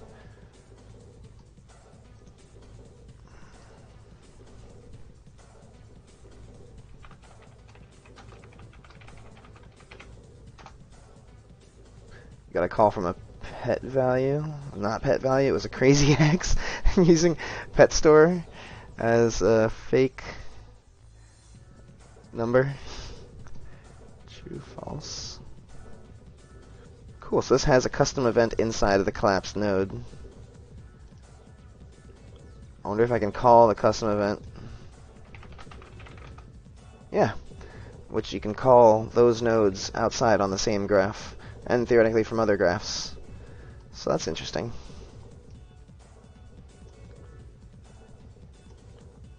I have a feeling the whole graph is going to get so much easier to work with, even just from doing all this. I mean, in terms of like how fast it reacts to clicking on stuff, I'm already starting to feel it be like better. Like this is such a little thing. Those at first load.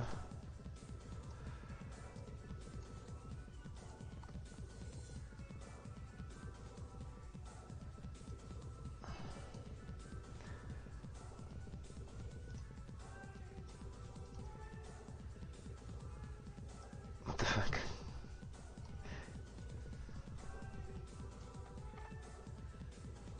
It's a sample.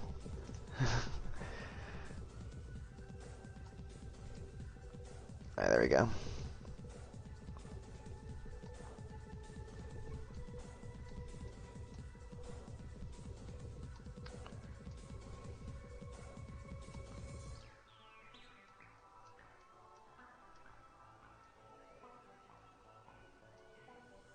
Now I can get these has authorities lined up too.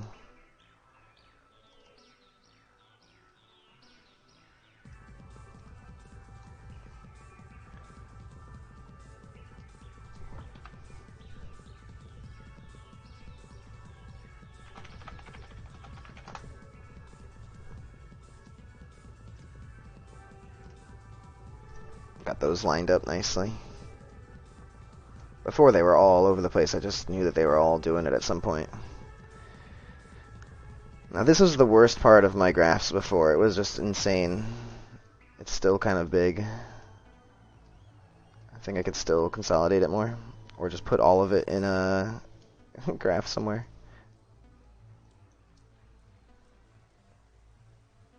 I don't know if that's possible with 3 different inputs there. I could take all of it from here, spawn loaded character, and just collapse all of that into a function.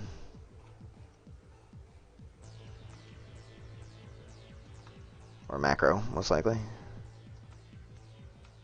Or collapse it into a graph.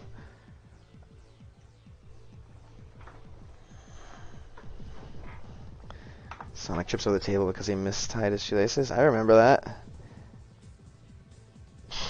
From the cartoon show where he'd eat chili hot dogs every day.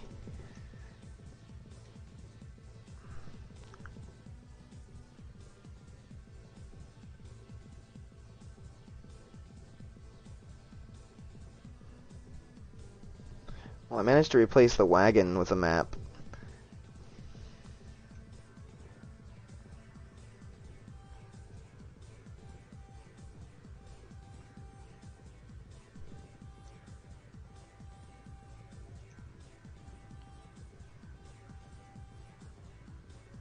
This probably has a lot of custom events in it. Yeah, I can't just make a macro or function out of that. Yeah, it's gonna have to be... let's do a collapse node. Let's make a little graph out of this. Can have a graph inside of a graph.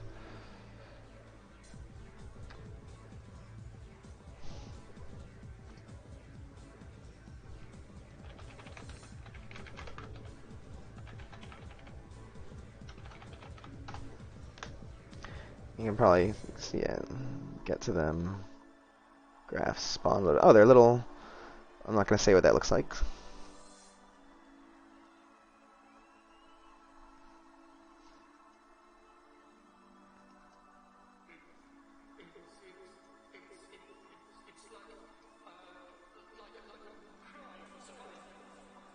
Outputs. So this is where we start. Connecting widgets, replacing pawns, transform. Destroy actors, main player, state server.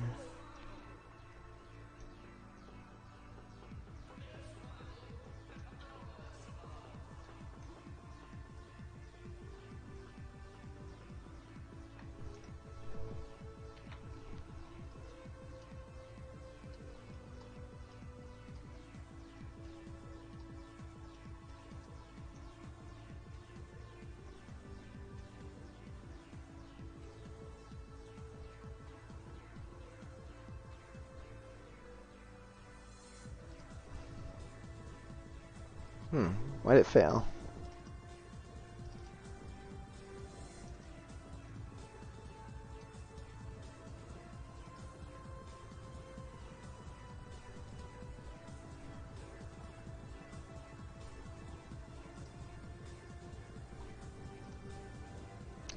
Too many outputs. Oh, it can't be. Functions can't have two outputs. So it'd have to be a macro.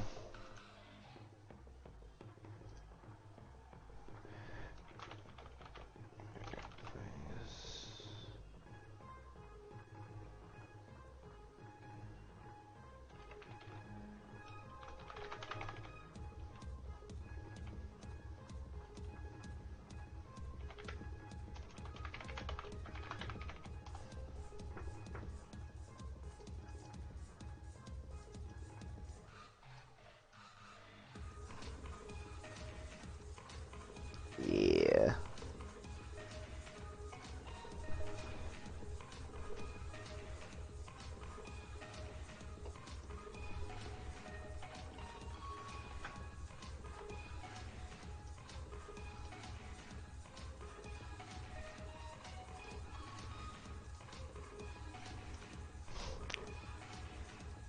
Should work like this. A custom desktop background.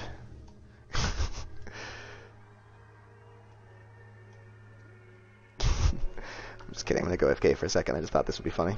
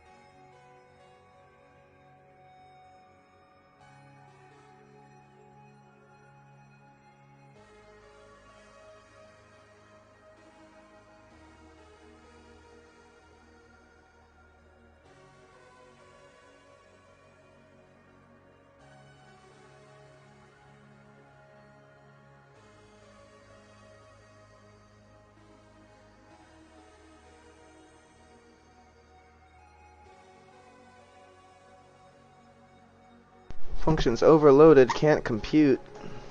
That's illegal, a graph inside a graph. Aww. What does functions overloaded mean? Like, did that happen from packaging or compiling, or?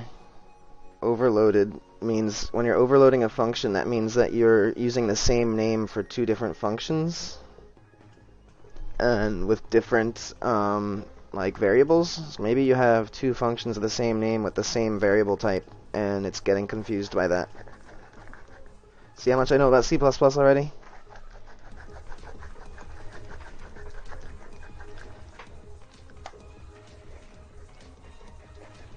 Look at that dude fucking eating food. Did you see that? This is, see, when you limit yourself, you get a special perspective. Like, look at that camera right there. I bet you didn't notice that camera otherwise. That camera's looking at the camera. Anyway, I'll be AFK for a couple minutes.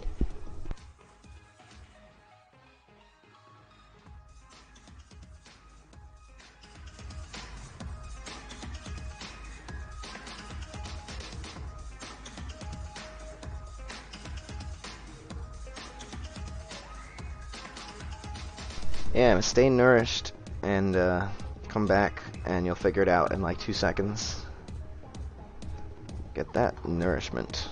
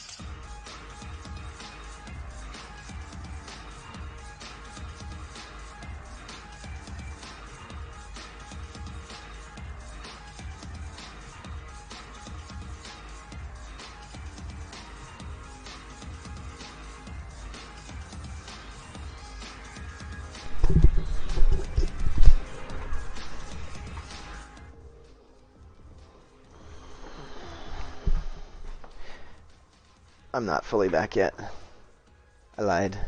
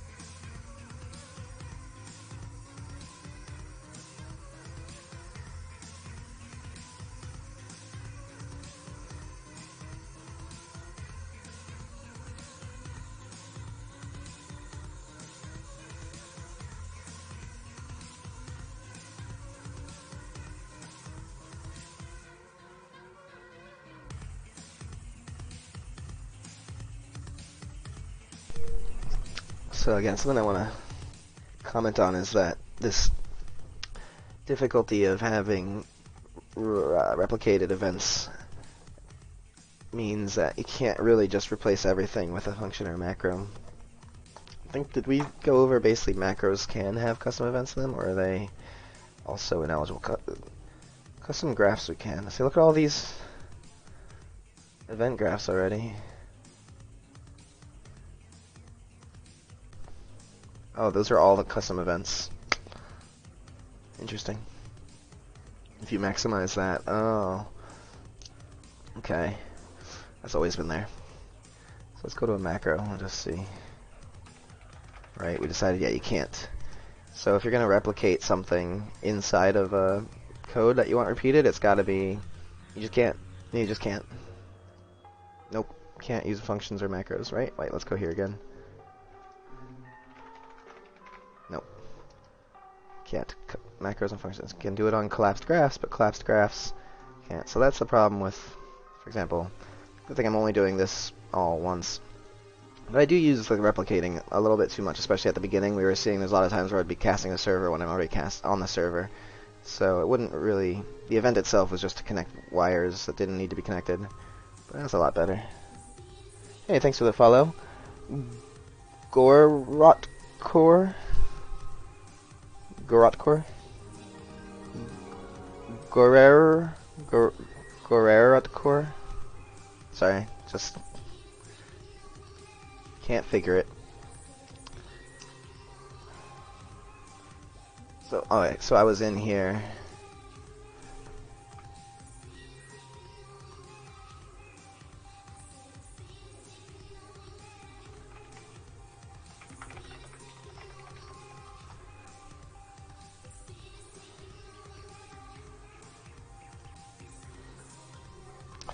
You're the first. You said my name correct. First try? Oh, okay. Gorotcore. That's cool. I get that sometimes with people with my name. They're like, I am Sandy? And it's like, no! It's funny.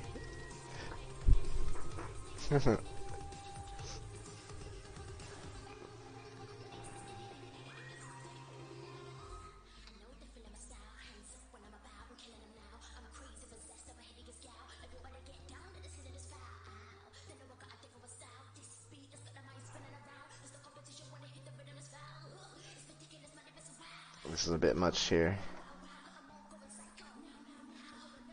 Did I miss orbit the 37-minute mark? No, it's in a few minutes. It's like 7 minutes after this they're gonna play. 10 minutes after this they're gonna play Halcyon. It's such a contrast in moods. Alright, so I just did that. Initialize.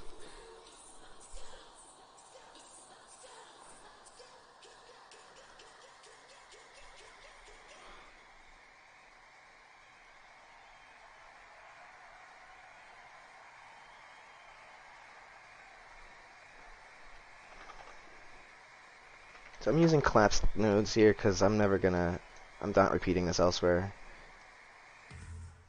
Anyway, this is all done and done. It's only done once.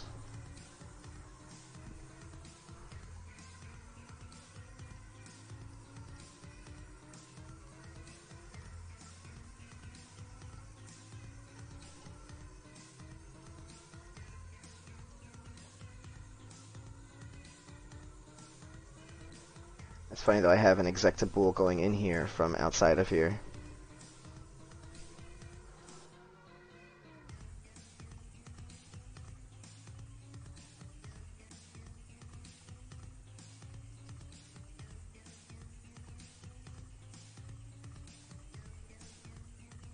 Move that around.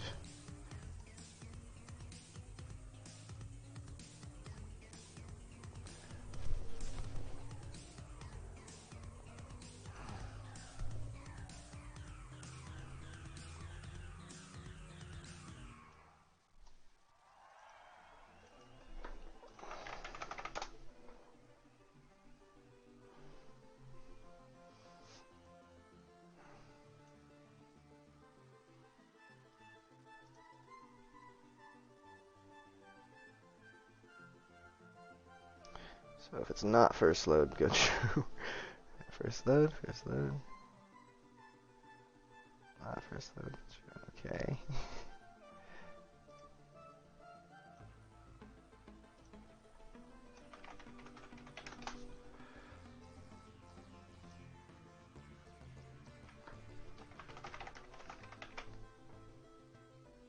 Sounds like video game music. Hey, what's up, Colonel? Just code cleanup, yeah, for now.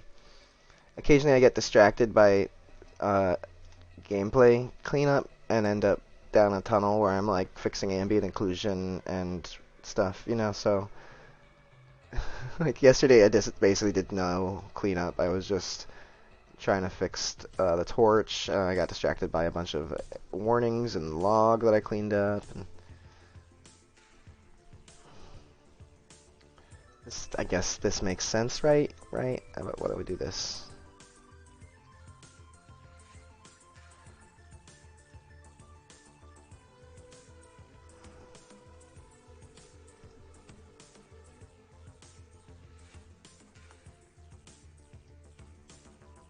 That can be a whole thing here.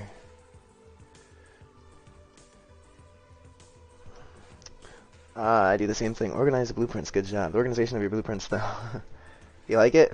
Check out where this came from. Like, you should have seen this when it was, like, originally. This is what I do, usually. I'm just like, whatever. So bad. It's so bad. You have no idea. This is just one of the graphs. And so, like, this was all, like, knotted up in there. Like, it was all, like, worked in there. It was, like, a big chunk of just nastiness. And so I've pulled it out, and I'm stretching it out, and... Oh, God. I do kind of want to try converting it to C++ someday, if I get good enough. That would be an ultimate challenge. We'll see. Because, like, essentially all it is one thing inside of another until you're got all. But that's a lot of stuff to retype, and so I probably won't. Let's be honest here, I probably won't.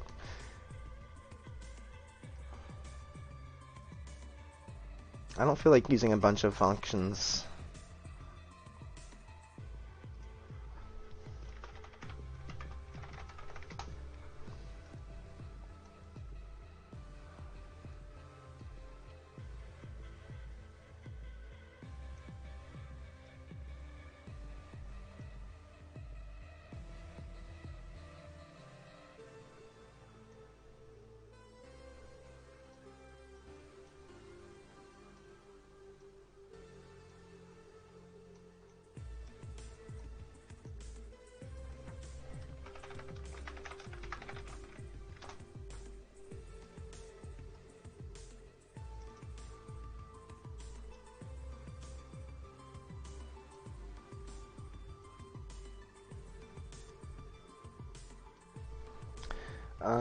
Let's see, can I ask what this BP is? Like general function? You don't have to be specific. I can't see the top. Laptop.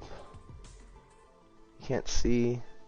Well, anyway, it's this is basically loading a saved character and assigning all of its saved variables. Saved from. So doing stuff like whether it's the first load or not. If it's the first time you're on, like if it's not the first load, that means I'm like reloading your character from the middle of the game. Like for example, if you're dead, we got spawning character, which is going to spawn an actor and give it to us at this transform.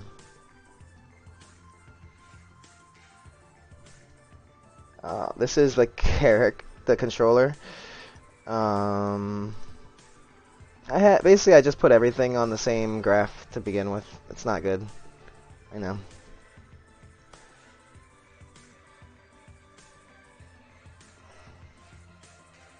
But there are a lot of other stuff. I started expanding basically once I got to the point where this was like too much, where it was slowing down my computer. So at least it does limit me in some way. But yeah, I use the game mode, the game state, a lot of stuff on those. Like here's the game state, doing like trees, loading and saving trees as a foliage that you chop down and stuff, and handle the falling. As long as you understand, you decipher later and confine code. Yeah, I guess that's what it's doing, is labeling all these little chunks. It's like explaining what these things do, one at a time.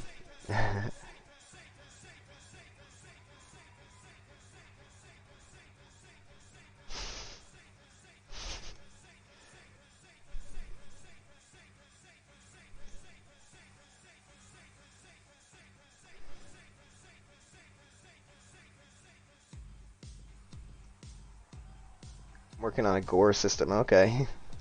Your sister's making you a sandwich while you clean the kitchen. Okay, that's a fair trade.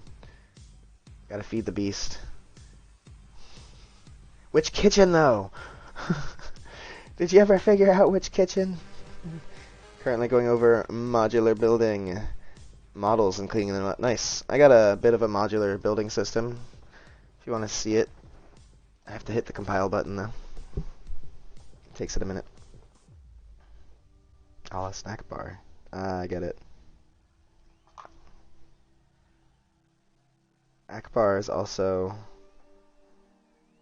that Admiral Akbar. Did you ever think about that?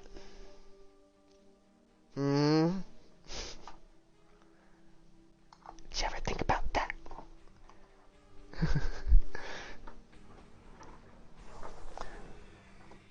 So we're in the map right now. It shouldn't matter. It should work.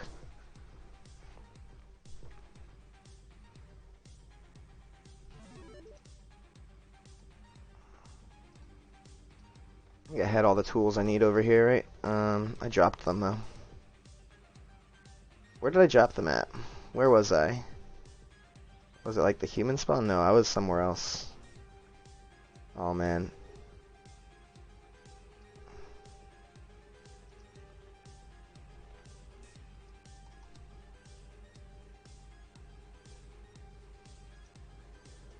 Some of those spawn areas don't work. No, there's no reason I would be here. Where was I? Maybe the...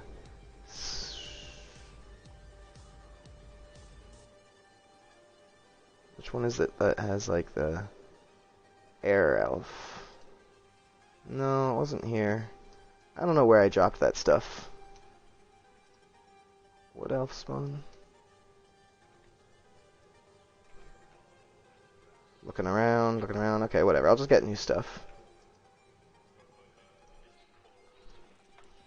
This is just a alpha cheat here to get stuff. Oh, I got 2 torches. I don't need that. I don't even have a backpack. This is gonna be bad. Let me make a new character. Oh, here. I already had another character. Ah, this guy has all the stuff. Alright, so let me show you my modular building system real quick.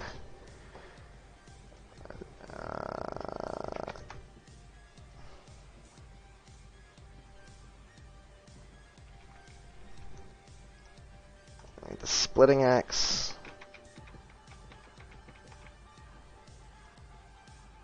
Got the hammer.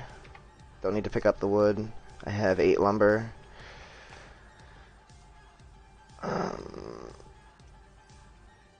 And let's see.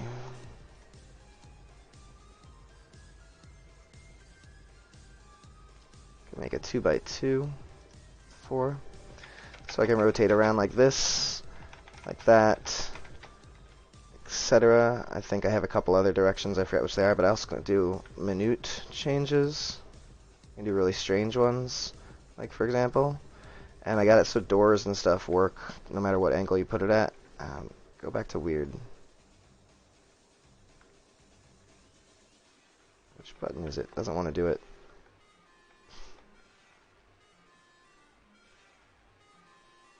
There it is. There it is. Alright. There we go.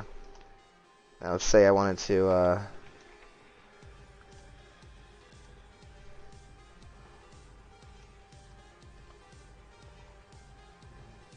1x1 wall. I'm going to reset its position, right? Let's just say, like randomly, I can hit crouch, and it toggles to there, and then I can use these to...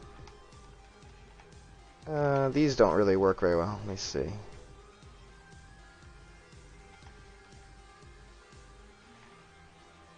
I can just snap it here.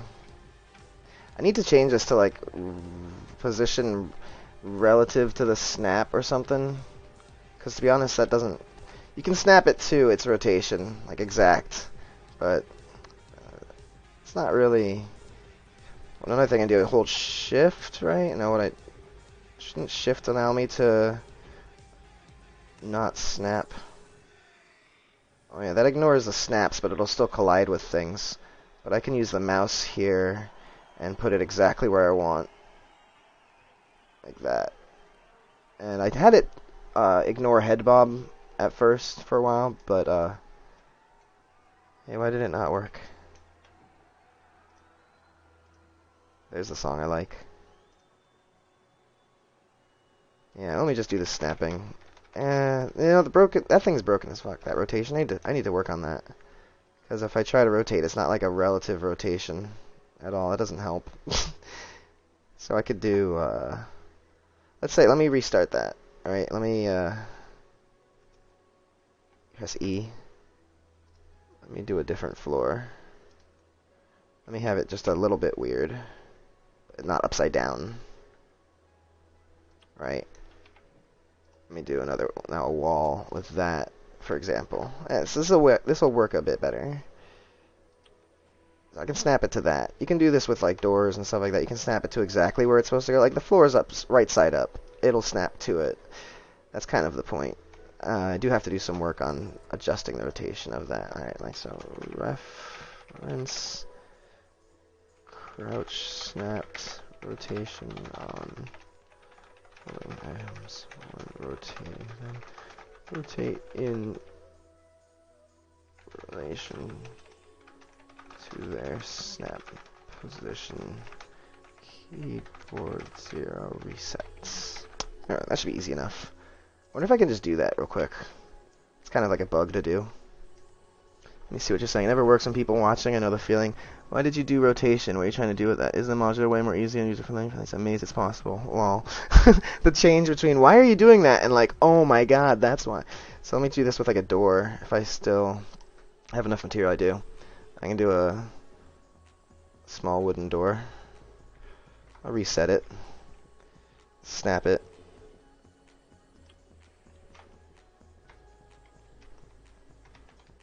Arr, welcome to me tilted room. Arr. I'm sorry, I'm still pirated out from playing Atlas. Arr. But yeah, just fully, otherwise it snaps. My difference in my system is that I snap to the corners of objects. So let me just get a bunch of wood here so I can just chill here for a sec with my purple-haired... Oh, I didn't give him a physical description. Oh, here's another thing. Once it's finished settling... there we go.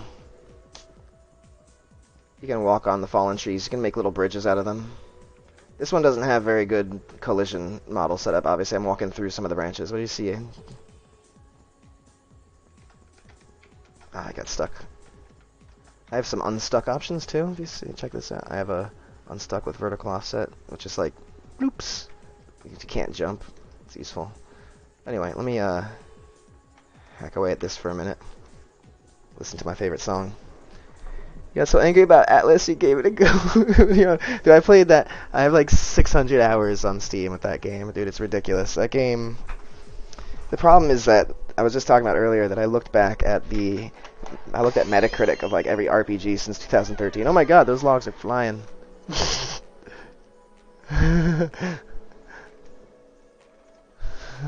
I have to rework my falling things, because right now I just have them fall for like a couple seconds and then freeze wherever they are. So I have to do a better measurement of that, because I don't want physics enabled forever. Hold on a second.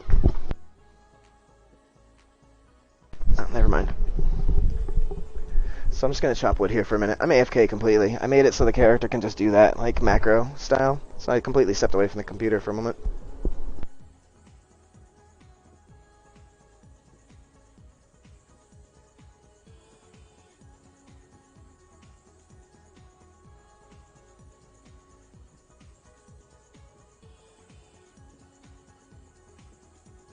Yeah, Atlas is just...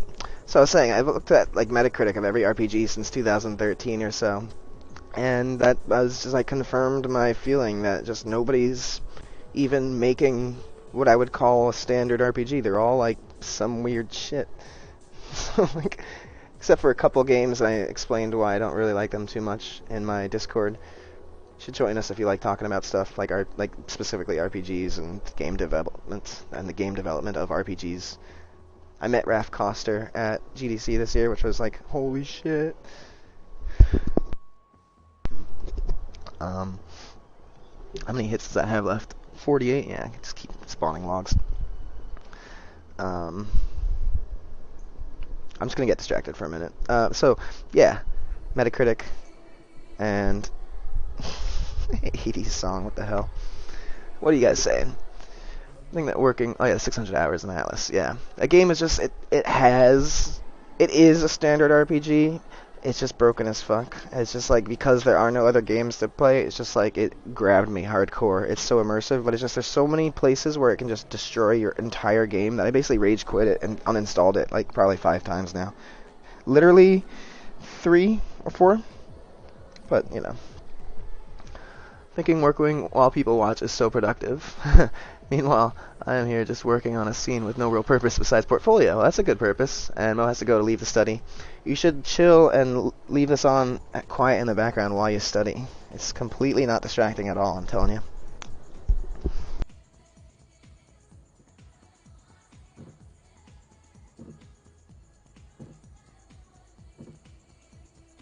So you hear that sound?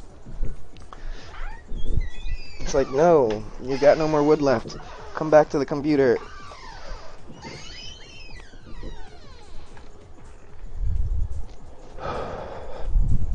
Alright. Let's see how well this works.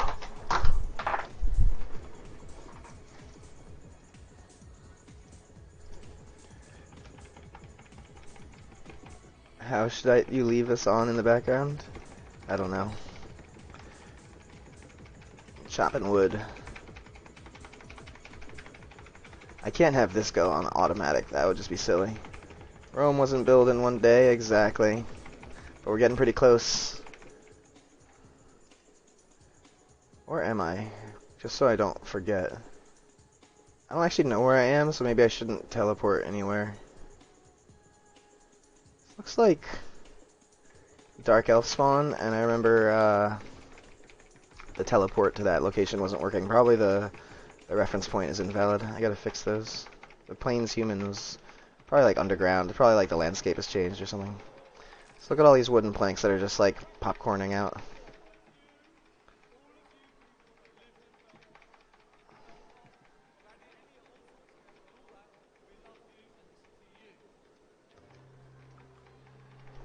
Hit L. Look at all those blackwood wooden planks. Every tree type is a different type of wood and produces a different color house.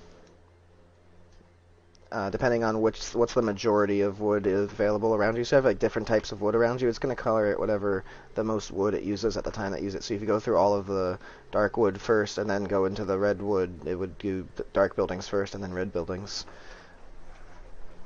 As you progress through, like if they were in a row like this and you had like more of them available as you're over here and then more of them available as you're over there, that might be an interesting transition. It's kind of randomized, and you can paint over it later. And I haven't only made it one colorable material per building type for now. So for example, the whole door or the wooden outline here is dark, as you can see. The floor, I think it's just like the whole thing more or less. So there's the opportunity to give. I think it's like the floorboards, whereas the wood is not getting dyed. It's not very consistent right now. I'm only dyeing one material channel. I haven't done like which channel do you want to dye, but that can't be too hard to do eventually. Let me see. Let's just press escape to close all my interfaces. Press B to open up backpack. Get that hammer, and let's see. Build some. We have 200 right now. I might need to rework I probably have to rework the prices, but let's see if I can build a proper little, maybe like a 4x4 house. Or a 2x2. Maybe I do that easy enough. Let's try a 4x4 or something like that. Here's 4x4 floor. 16 ore.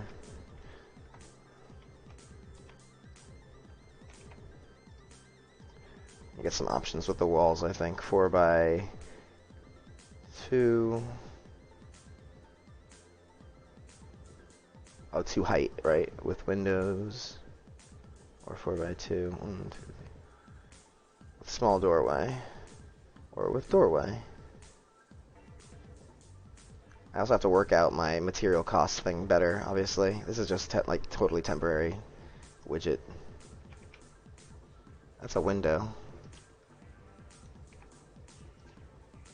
I thought I did the doorway thing. Oh, small window. Small. Oh, there's only one doorway one. There we go. You can see it highlight brighter when it snaps to something. Boop. And it's dark wood. Looks pretty cool.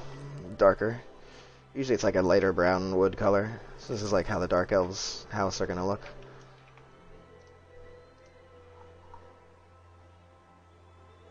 Do Windows B.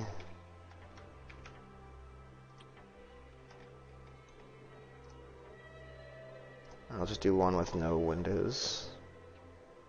Well, there's 3 different options. We'll do B.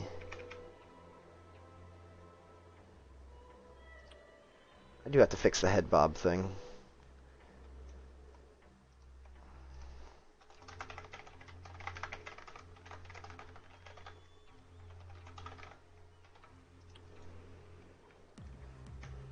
Look at all the wood up there.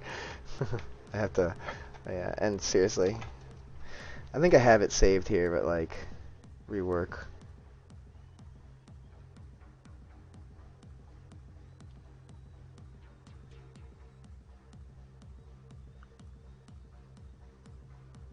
No, I don't.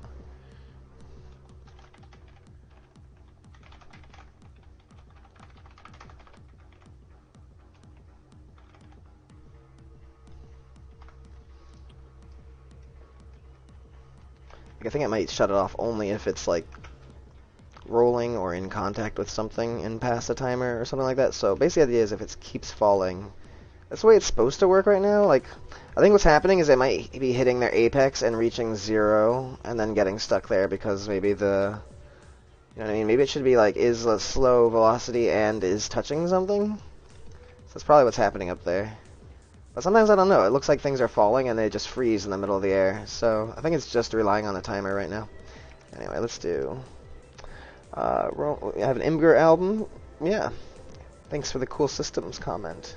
Yep. Join us on the Discord and you're free to post whatever you want. Share your work channel. And we always love to check it out and give feedback. I'll post the link. It's written on the corner there. I'll send this to Twitch as well. There you go. I sent the link into chat. You can copy and paste. That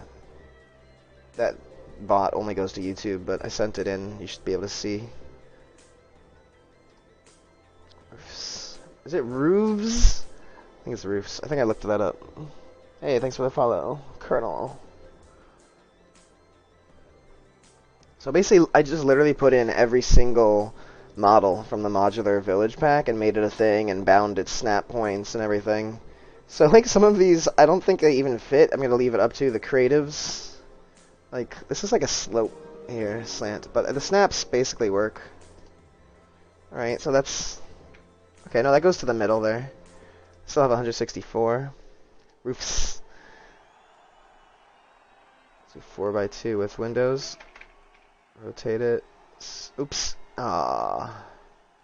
So I don't have a refund thing yet. Oh yeah, that's right. Oh, I forgot about this shit.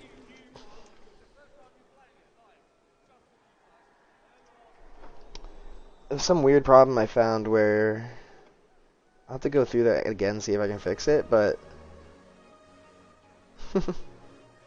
why am I not even exiting? Alright, whatever. Oh, because I'm in the map. Let's see if it saved all that. I was playing from the map and not from the main menu. But yeah, there it is. Alright.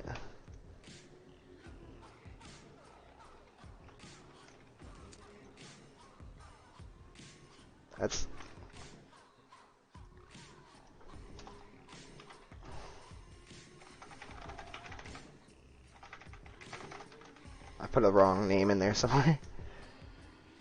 Alright, cool. Check it out. Hold on, it's Steam. Where are ya? And what's with the music?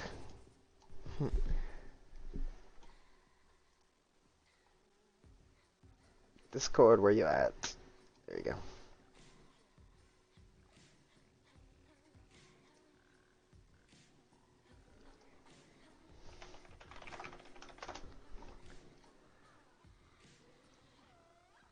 Ooh, nice little umbrella action. It looks realistic. I've worked with those myself. You have to have a rope going up and connecting through the bars in here and getting stuck and being annoying as hell. Like outside, and it's all rusty, and there's like a metal peg that you have to like get in or out. It's a pain in the ass. Oh, here's the album. Oh.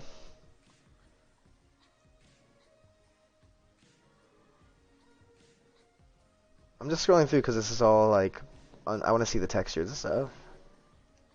Oh, that's the real picture?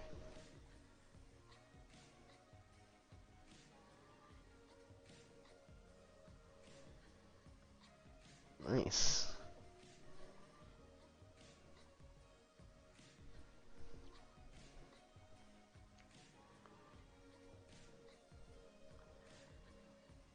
That looks really good. That's good attention to detail.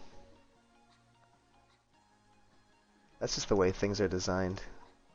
I was thinking some of these like this looks a little bit too plastic, like it could be damaged and uneven more. Like maybe you do some sculpting on it to like make it less. It looks almost a little plastic, like brand new, you know, and like nothing in the city's brand new.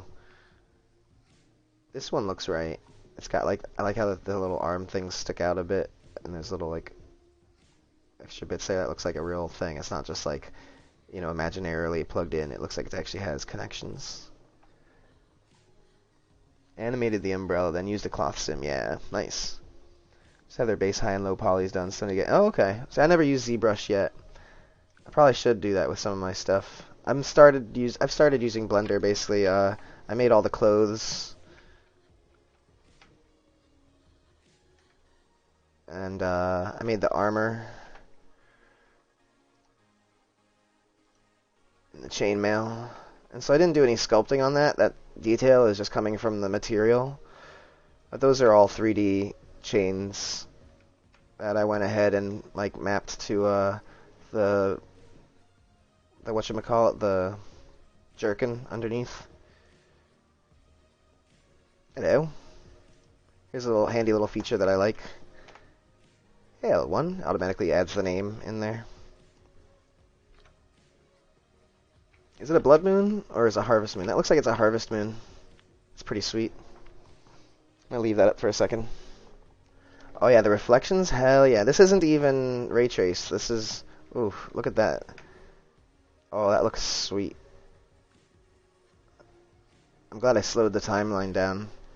It's at a 30-minute day-night. So yeah, speaking of Rome built in a day, check this out. This is one of the first things I did. Also, wait, I have all these different types of chairs that you can sit in. And like I said, that's a 3D moon up there. I have a whole system for lighting it properly to simulate harvest moon, blood moon. There's no such thing as a blue moon. But yeah, these all have different, and they match for all the different races, like the dwarf and the ogre. They can all sit in them. All the different chair types. These are physics, technically. You can bounce into them. It's about as good as I can get. You kind of bump into them. It's kind of like, blah, but that's basically without doing a full... Anyway, there's no sun coming through here right now, but I have the volume... Oh, there is a little bit. There it is. You see a little bit of a sunbeam, God ray up there? It disappeared. I think it just went over the horizon. It just got dark. Like, literally just finished sunset.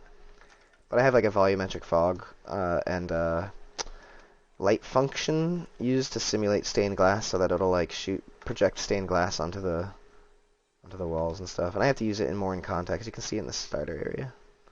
Yeah, I'm happy about the way the harvest moon looks actually at the right day-night speed. Okay, nitpick is the water too atmospheric feels odd. Only nitpick is the water. Mine? The water? Too atmospheric. I'm only currently using blender, but also nailed down my workflow. Nice reflections. Let's go back here. This is probably what you're talking about. The water. Oh, we can't see it anymore. He's saying, is the water to atmosphere feels odd? You mean like the horizon, this edge here? Or just like... Unfortunately, it's all nighttime now, but...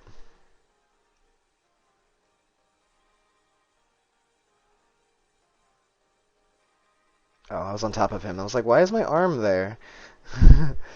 Okay. That's his arm.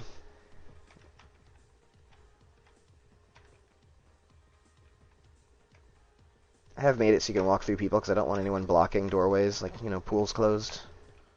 So people can walk through each other.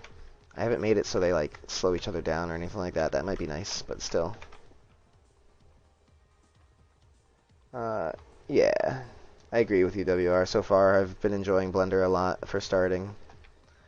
I put this whole staircase on Long Mountain here because I thought it'd be kind of cool, like Mortal Kombat style, you know? This is my playtesting area for basically... Oh, no! Shit. I'll just leave auto run on for a second.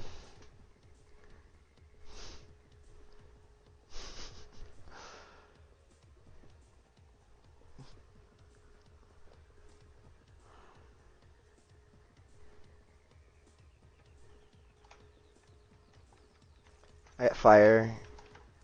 There you go, lit me on fire, you see that? I'm on fire. Ow, I'm on fire. It picks a random point and just attaches it to you there. I'm on fire, I'm on fire, I'm on fire, I'm on fire. Ow, ow, ow, ow. Oh, I died. Shit. Okay. I got ragdolling too, which is replicated. So, it saves, basically, and so that's gonna be there forever now. So, yay, go me. I killed my fucking dude in the fire. I was gonna show off healing areas, that I have healing areas, but whatever. Oh yeah, that's the thing as a ghost. I need to make the change character window available as a ghost. This is basically where I stopped developing the death mechanic for now. It's got like, you know, I haven't put any respawning, or basically what I can do is I can quit and I'll come back as the ghost back in the spawn area for now. And basically just like my character will be regenerated up there. And this corpse, actually I'm not sure, So, theoretically, in-game, there would be some mechanics that allow me to repossess my corpse. Did you check out what's free for this month? Did it just open up? I know they're doing a live stream tomorrow. I didn't see any news today. Usually it's like, oh wait, I'm always looking at featured content and not scrolling down to the blog. But yeah, no, it doesn't look like there's anything new for several weeks. Am I missing something? Okay. Yeah, I have my own system, and I kind of prefer doing things my own way. You know what I mean? Basically, all of the coding and blueprinting is either done from watching a tutorial or just done myself. I don't have any, except for the blueprint sun position by Unreal Engine. You know, it's either built into the engine or I've done it myself. The only marketplace stuff, I really use a lot of marketplace assets, like visual assets. But then again, I've made all the armor and clothing, which I'm not too unhappy with. Basically, this guy is wearing a full set of everything that I've made, except for the hood. I've also made a hood, which I could show. Using cloth simulation, you know. So I really haven't done it in a while, too. Also, I'm playing from the map right now, so there might be some random bugs. Just to warn you, like, especially with this death mechanic, it might not work at all. Let me see what happens if I try logging in as 2. Yeah, it's just like, welcome back. You're in the spawn area. You're a ghost. It's like, good job. Well, let me just pick a random... I'll play a sea elf. That's a wild elf. So it has my subrace saved. So... sea elf. Street urchin or exile. This is one of the ones that leads you to being a thief in the game. theoretically. So I decided to give you a thing. And I believe I also made it so that it hides your hair. I've done hair hiding, like, based on the type of item. Oh, I'm dead. You can't do that, apparently. Let me see what happens now if I try and log into myself. I'm a ghost still, haha. Okay, so like as I showed you, that is as far as it gets with that logic. Let me just... I want to show you my hood. I think it's pretty decent.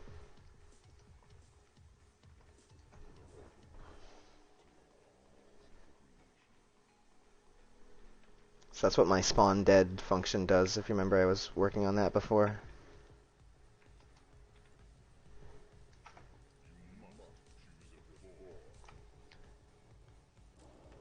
Locomotion system's way over the top for a character.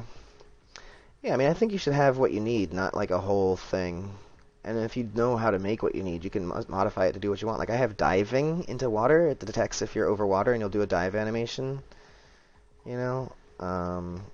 The sliding on mountains and the climbing up, that's not stuff that's built into there. And, like, how would I know how to modify... Like, see, look, I'm diving because I'm over water. And that's why that's happening. And he stops because I've put in a thing that measures and blocks that. Here's my hood. Let's go where there's lights. The ear's poking out a bit, but it hides the hair.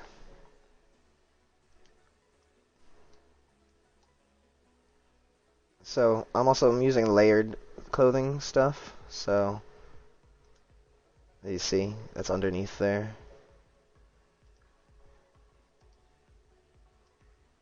It's just like the way Kingdom Come Deliverance does it, but I thought of it first before I saw Kingdom Come Deliverance, okay? But yeah, I'm pretty happy with the way the hood came out. And it fits on all characters, that's the other thing. All the characters are using the same FBX model for all their clothes. Like, these two are the same, essentially the same skeleton, same animation, same everything. They're just stretched using the animation system's scale bones, and then they have different facial features and hair to make the races look different.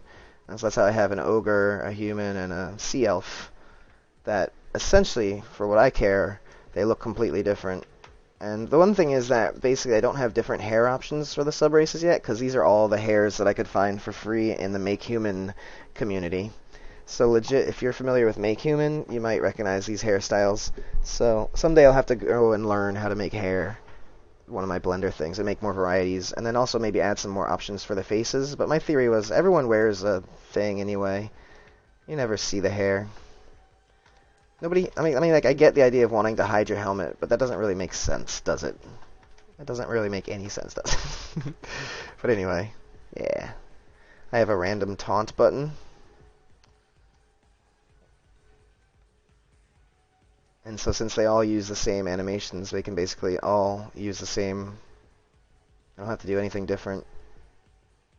Let me see what you guys have been saying. Okay, Naked Boy. I also don't think it's really good optimized. In most cases, you don't need all these functions there. Exactly. Well, I plan on bringing it to C++ and optimize it way further. Oh, if you can bring it in there and delete all the stuff you don't need, there's way too much overhead and still need to reduce code. Yeah. I actually had a dream where someone was quizzing me about the usefulness of C++, and I was like, you can take your math out of blueprints, and that reduces the overhead cost of... And they're like, okay, good, he's learning. Alright, that's it for now. I'm going to take this hood off again. I love the animation, it just works. It's the same animation for my pickup, remove, everything. It just works. It's the same animation, it's just with or without bending it down. That was like at waist height or higher. He just kind of picks it up and he's like, aha! Aha.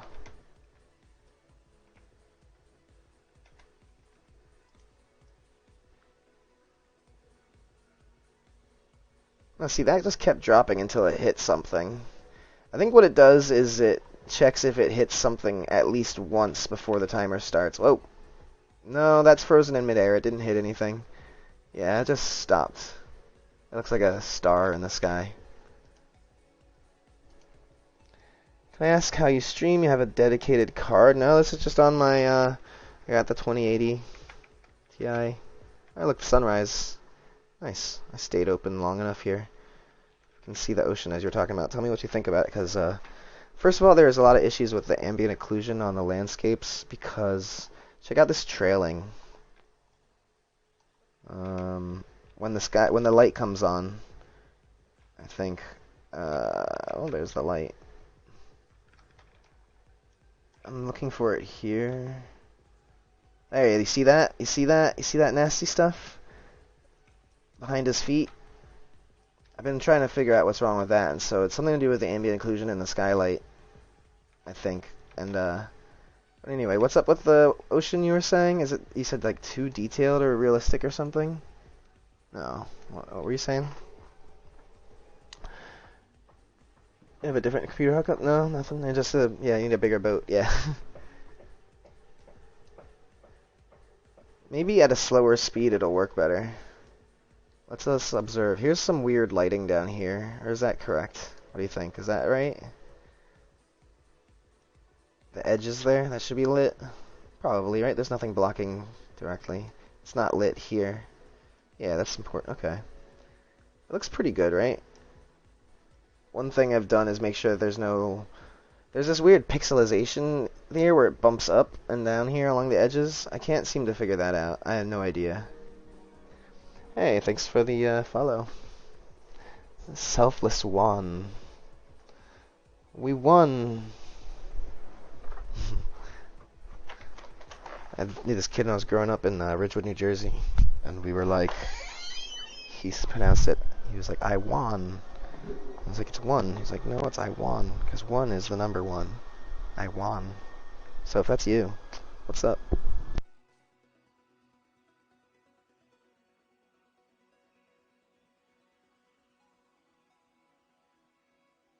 Just give me a sec, AFK.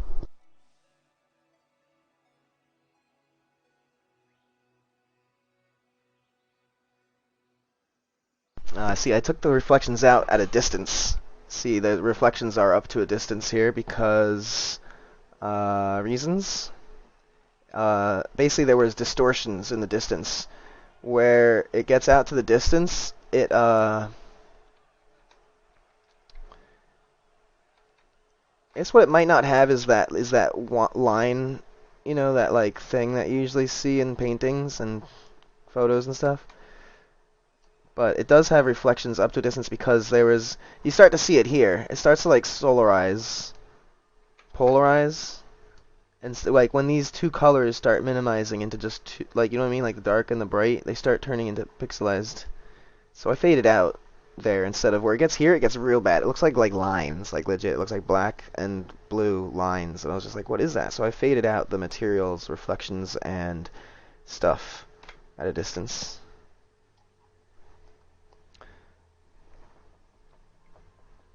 We can go towards one of the areas. I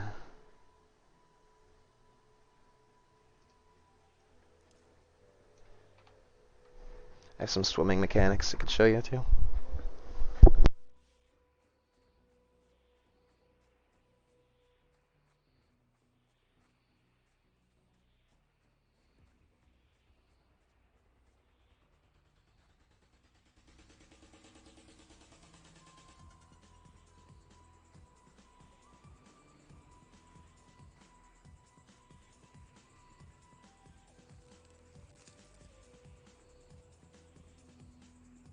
So the fog doesn't kick in until you're down close to the water.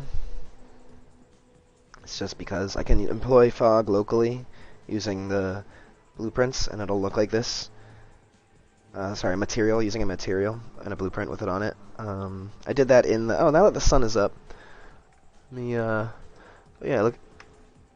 This is using the, whatchamacallit, based waves. You know, the mathematically correct Gerstner waves.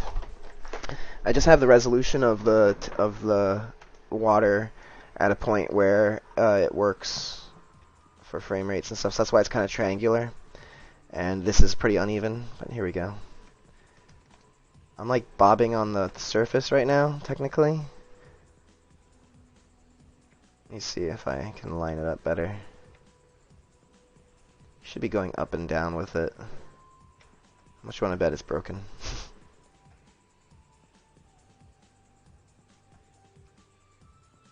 That's interesting. Anyway, I can swim around still, right? Yeah. Okay, that works pretty well. Not very bright down here, though.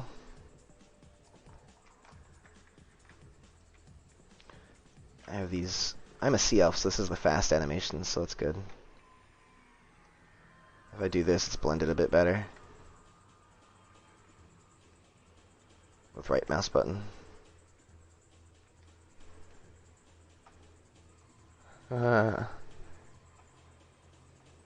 Needs so waves, yeah, way better. Okay, it's good. Yes, he needs a break from eating wires. Eating wires, basically. Yeah, I love this bay. It's gonna be a sick location to either build basically the Sea Elf player starter area, or like leave it open for players to do with it what they will, or maybe to expand the Sea Elf starter area as they will. Just look at all that. It's freaking crazy. The Spaghetti God is our master. See, I knew that this title would resonate with people. Because it's like, A, we love the spaghetti, B, we work with the spaghetti, are one with the spaghetti, so we can make the spaghetti. We are the masters of the spaghetti. The spaghetti doesn't control us, we control the spaghetti, and that means putting the spaghetti into nice little boxes with colors and saying this spaghetti is this spaghetti and that spaghetti is that spaghetti. Let's get out of the map, because things compile faster when you're not in the map. That's a little known fact. If you have a huge open world map, and you're trying to compile actors that are present in that map, it'll search for every, one of them in the map, and it basically has to, like, do the whole map, basically, to search for it. So, if you get out of the map, it doesn't have to bother. Come on, get out of the map. There you go.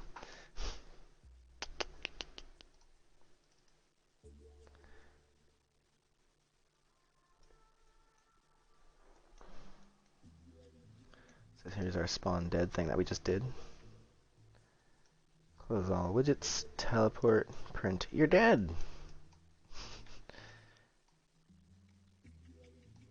Alright, so this should be do the gravity.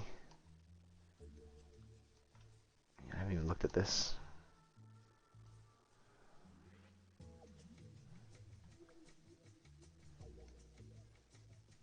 So this was just basically placeholder anyway. I think that's why I was like, whatever, I'll get back to that. Like, in terms of functionality, it's not really done, so why bother? Flying Kappas, I should be like the Alpha God, but I just started half a year ago. Oh, then you are like prime spaghetti mode, I'm sure. You probably have all sorts of weird shit going on. So.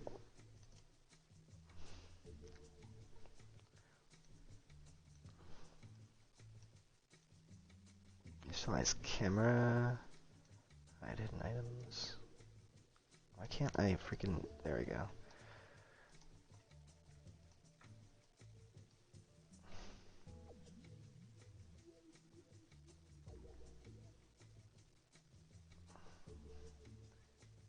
This is not really necessary at all, to be perfectly honest.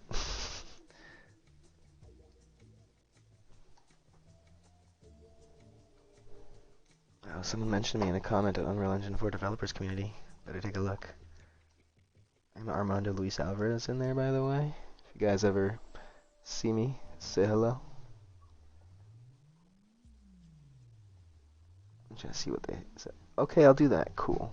I suggested turning physics off on their 1,000 actors. That might be what's causing the problem in their game. I'm not sure, though. I'm a pretty noob as well, but I think you can do that. Might help, right?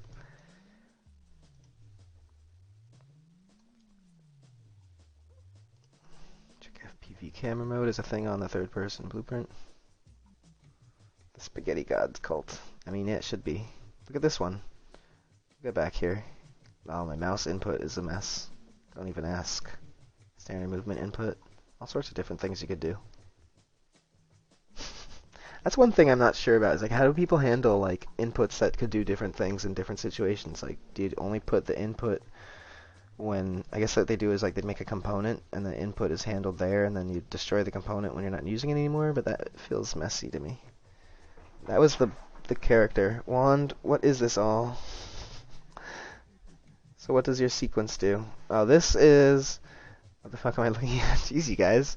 This is the third-person blueprint. Don't you recognize it? It's just a little bit modified. This is where I started. My mouse wheels zoom in and out. I had to just keep branching this out because of all sorts of different situations and circumstances and stuff. And to accommodate for the way it works in multiplayer with not being able to get input references directly and all this stuff. But essentially when it's playing, it just does like one thing, you know? Like just, like what is, this is for if you're sitting or whatever. No, if you're not sitting. This is, what is this? This is the mountain climbing shit. That's what I just added.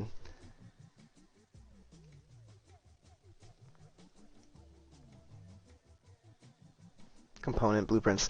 The thing I'm afraid of is the component blueprints is you have to reference them. So if other places are referencing these events, I have to change all those places. It's a lot for each thing. Performance is performing quite well. I mean, I haven't tested with like 100 players yet. Obviously then it won't perform well, but I'm not really trying to. Anyway, let me continue without talking too much. You guys are great though. Let me see what you're saying though. Right. Just make sure I didn't miss anything. Oh my god, it's a massive 7-year shoelace. 3 years, buddy. All your climbing logic in a climbing component. Or a parkour climbing system. I heard that's a lot of components can be tricky. Yeah, see, because like, if I'm doing so much stuff, I would have a lot of components, wouldn't I? Alright, so...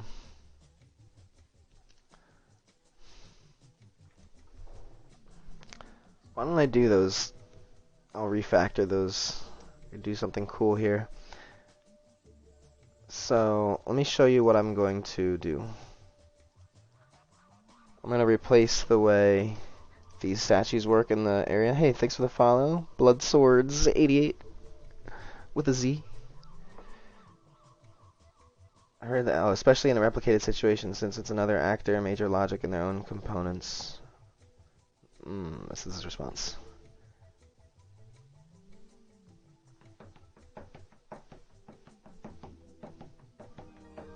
There you go.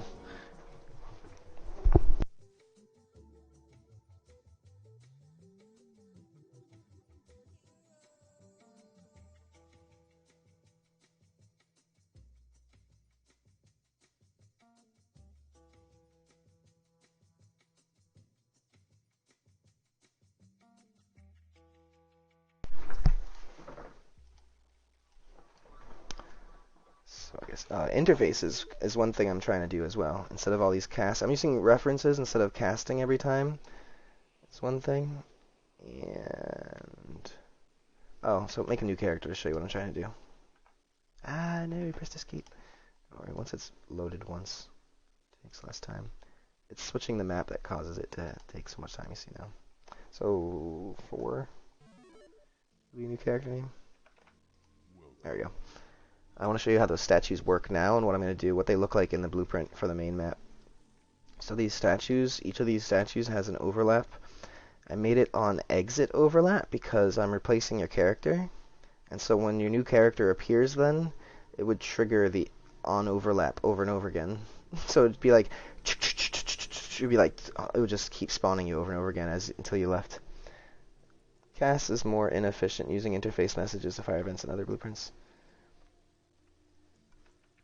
Yeah, so using interfaces and references is something I've been trying to do. So I'm going to turn this into a function instead, because I have an overlap volume on each of these. Each of those is actually doing its own version of the same code. So as I walk away, also walking away just isn't intuitive. I thought part of it might be like, that's kind of cool. You might be like, whoa, it's unexpected. You know, a little bit of that magic feeling of like confusion and like, well, how do I make this work? Okay, I can read it. I needed to take that off for things that are undestroyable. So I'm glad I couldn't destroy it. But like, you know, you might try to use it and be like, why can't I use this thing? And then walk away and you transform and it's like, what the hell? And I thought on one hand that's confusing and cool, but on the other hand, you know, to me it makes sense you walk past now to pick one eventually. You know, it's like a puzzle to figure out. So I would like your opinion on that sort of. So what I was thinking of doing is making it something that you press E to interact with instead, to touch, so like to teach the basics of interaction. Or maybe you don't know that yet, and you see this guy, you're like, okay, press H. You must choose form. What do you mean? It says these statues are waiting for you. Look at magic mirrors hold the key to it. So I've made it vague and ambiguous on purpose to try and get you to try and experiment, but I'm not sure. I'm curious about feedback here. You reference that event begin play. I'm starting to do something like that. Yeah. So I have his components, trading and inventory as one component, climbing. Yeah, it's just a matter of basically all your variables and events on there have to be referencing the component at the start of the event that you call. If you were to basically copy code into it, you could say do the event, but then take all the code and do the code on the component and just branch off the thing there. Then if something else, here's my stained glass. Check this out. So it works in all directions, like when you're looking at it and when you're not looking at it, because I have volumetric fog there. You know how the lights are in Unreal Engine where you have to be looking at them for it to do the God rays? Well, I made it so that, and it's passing a projected image over it. I put it so that it, you know, even if you're not looking directly at it, no matter which way you're looking, it'll show. See that? So most games can't do that, I think, technically, in Unreal Engine until we get ray tracing and stuff. So the volumetric fog is what makes that possible. So I actually have a material in here that's like fills the room, and so that's why it's hitting it. It has a little bit of like a texture to it. It's because it's actually passing through like these clouds that I've set up in here, and it's using a light function, and it's rotating, and it's actually a different directional light. There's a one directional light there, and I'm changing its color as you go through. I'm enabling and disabling it as you come over here. And now it's this color. See how the fog actually, you see that? It's going from blue to red. There was actually a bit of a transition there as it changed colors. The fog actually still, see, it's still a little bit of bluish before it gets, anyway, yeah. That's kind of funny.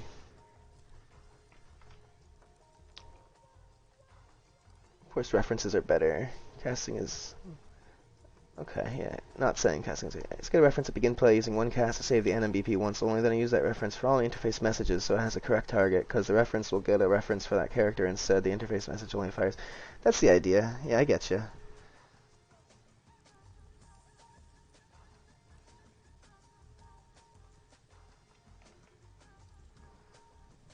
Well, check this out. If I try to leave,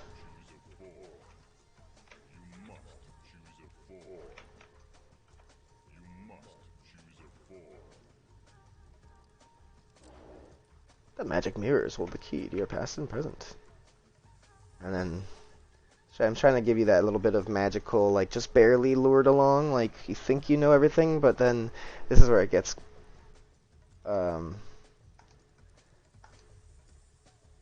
right, like basically you're like, okay, I'm all done. I guess I'll leave now.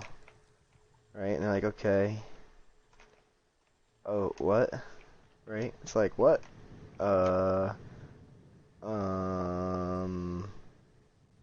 Okay. You know, so this sort of like makes you want to think about like, should I use the mirror to adjust your appearance? Make sure to choose your origin. And like maybe go and see all the halls and be like, well, what did I miss over here? You know, make sure you look around, investigate everything, appreciate the light. If you come in here, you can get some descriptions of stuff.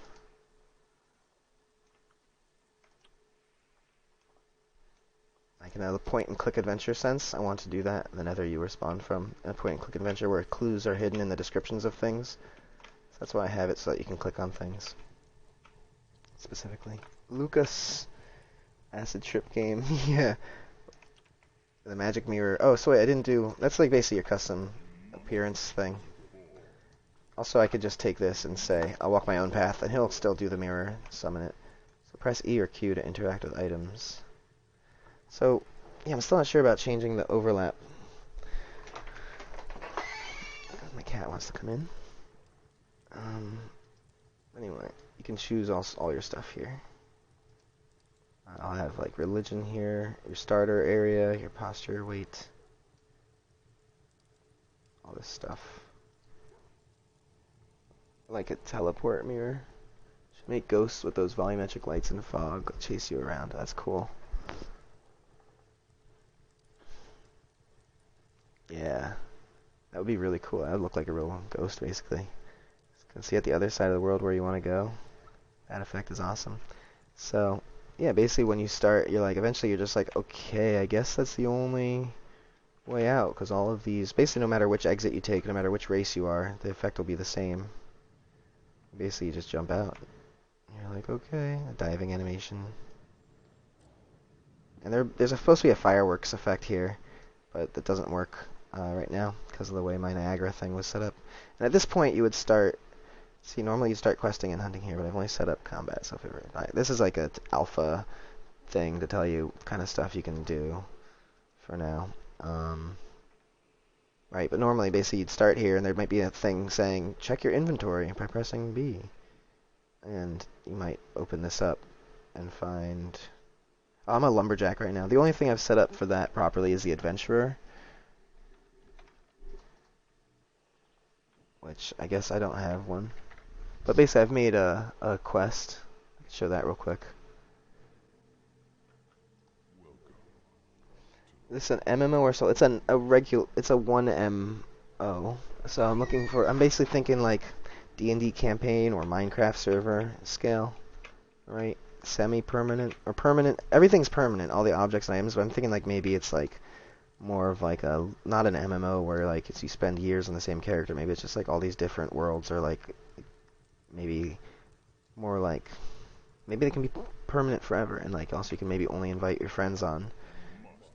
And right, and then like you just have your own little world where you guys customize and create everything. Alright, if I just take the adventurer background and leave, which is just basically if you were to do nothing, if you're just like, screw this, I'm not interacting with anything, basically you'd start with this quest, which is the only reason why I've done it so far. So look, there's those reflections just coming in. If I'm closer to the ocean here, like you can see them like reflecting the sky. But yeah, as an adventurer, you start with this in your hand with a letter. If I were to just be dumb and just go in here, technically it's impossible, but let's say that this NPC was... Let me equip this so I can use my hand. Go in here. Let's say that he was like wandered out, someone had let him out. Hey, wait, he's supposed to have a quest. Oh, that's right, I haven't read the note yet. So you see how he doesn't have a quest icon yet?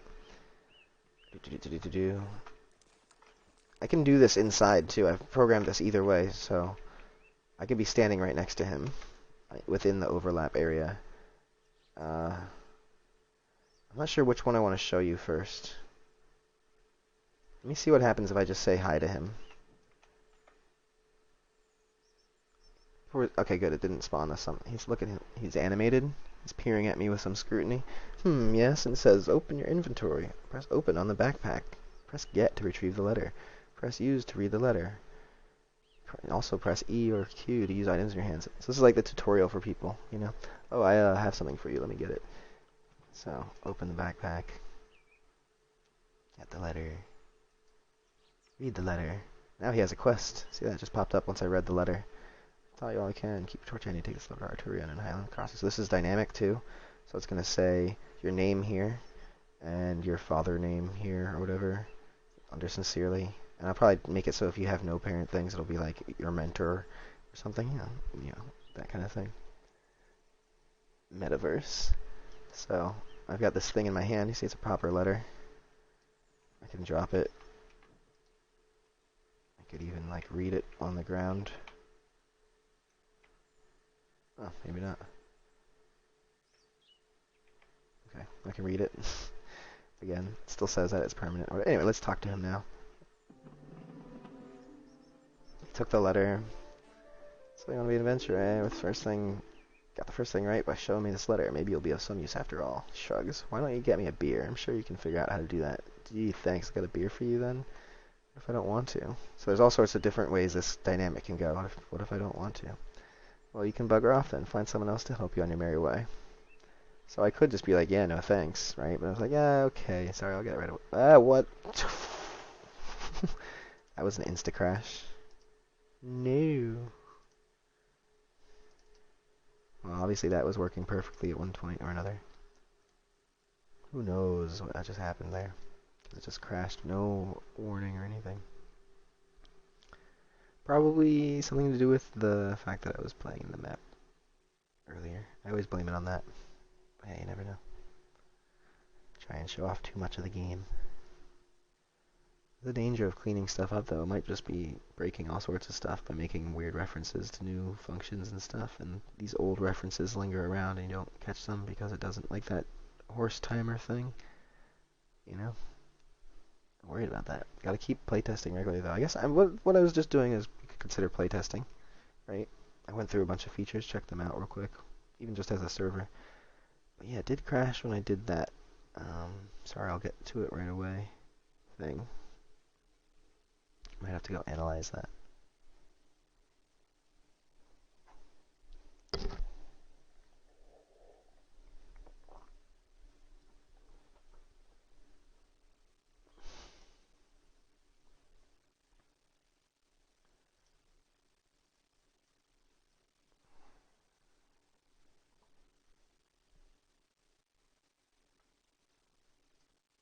Let's see what happens.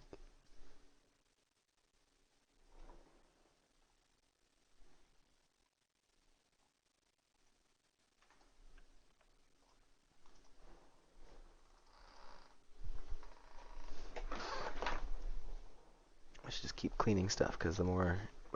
yeah. Sometimes causes errors, just gotta do very carefully. Where's my music? Great work.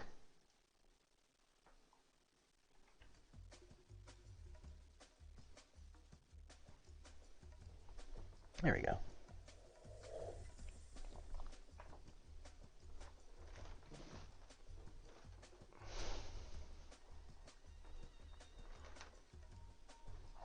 So I didn't right-click on the map,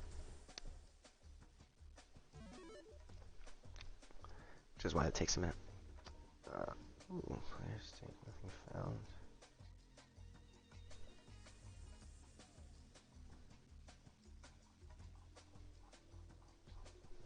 That hasn't happened until just now.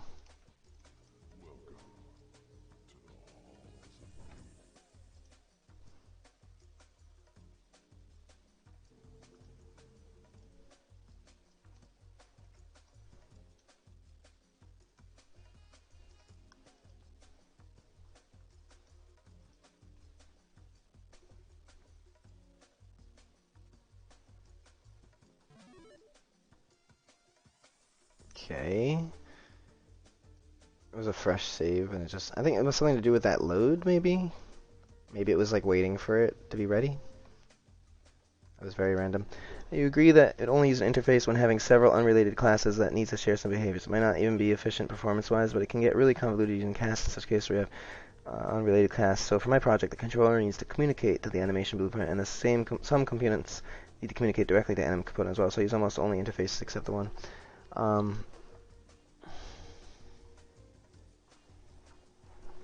I had a comment about that, but I forgot.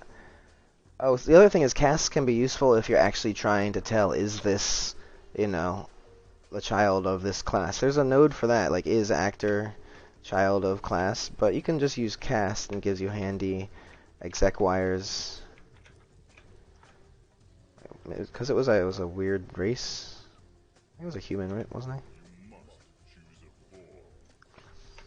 Probably had something to do with just like incorrect saves, invalid saves from having been run from the map. Just gonna test it again real quick.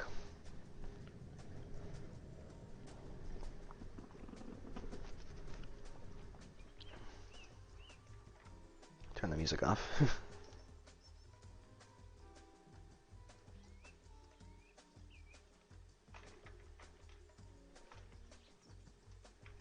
Get everything the same way here.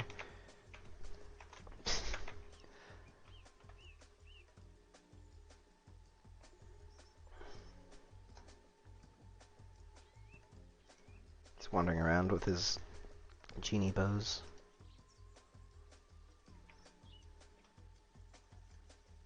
I wonder if it has something to do with dropping the letter and picking it up again.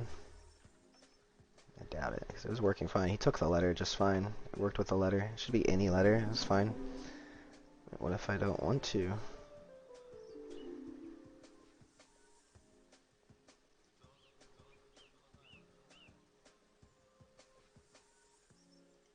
Whoa. Okay, same thing.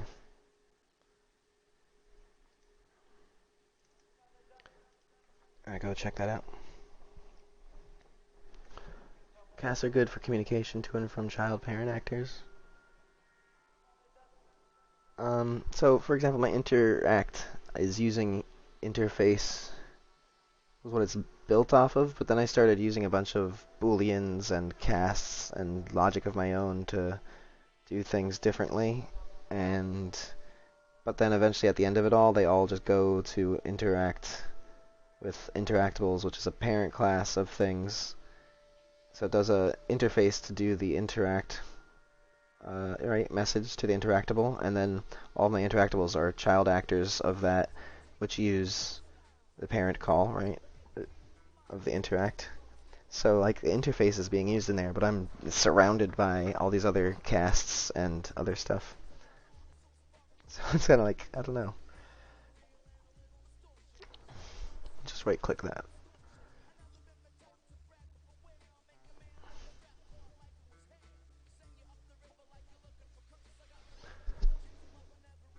Yeah, I got you. By the way, Miyazaki, if you're talking about, is that your last name or is that the director? Those movies are great. Everyone knows that, though. So I think do I have it under?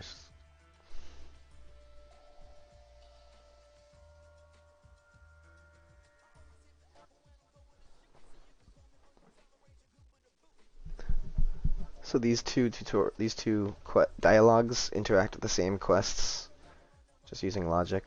This one's much simpler than the other one. This guy is complex as fuck. This is just for the quest. It gives you like 9 different endings. So this is like a 9 ending quest. 1, 2, 3, 4, 5, 6, 7, 8, 9. That's the ending, you can tell. But it starts here, and it's completely unorganized.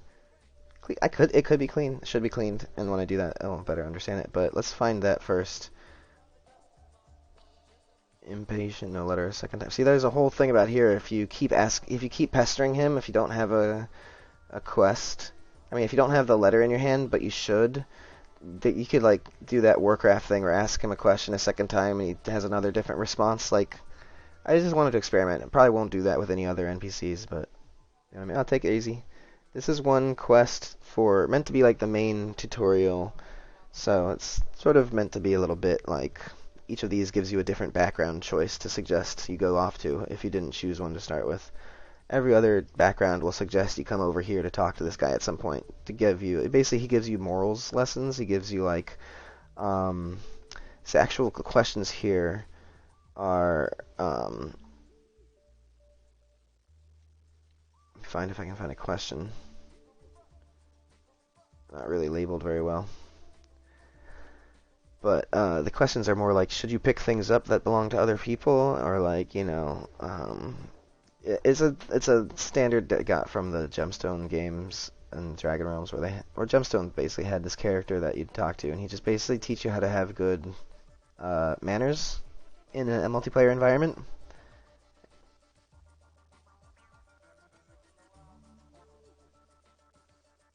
So let's try and find.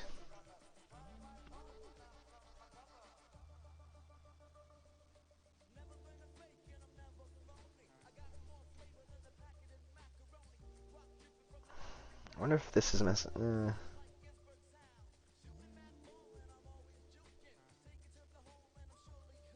This checks the quest states here. 2 different quest states I'm checking one at a time, and then saving them locally so I can use them.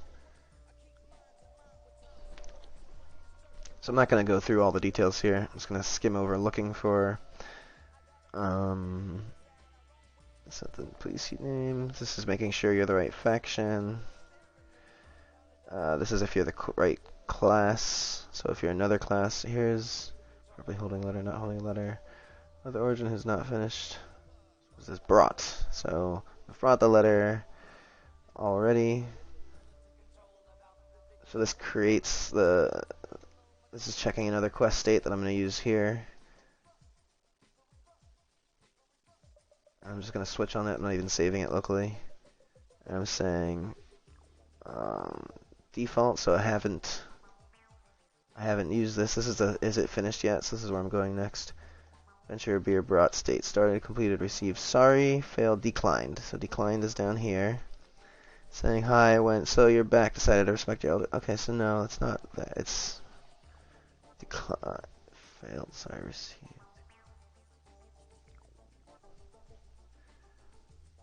So it's more about what the buttons do. Because when I press the second button, wasn't it? Or it was like, no, it was the sorry one. It was the first button. It was the sorry, I'll get it right away. So that's 9 and 12 on here. It's been a while since I worked on this. So dialogue response is 9 and 12.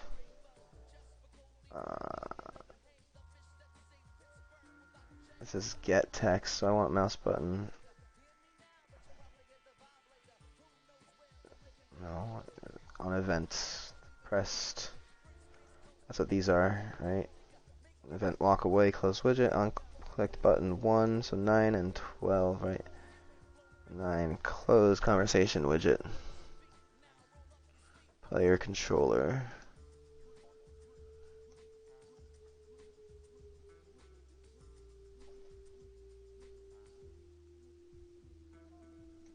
Conversation widget is valid. Cast to master dialogue. Away, close widget.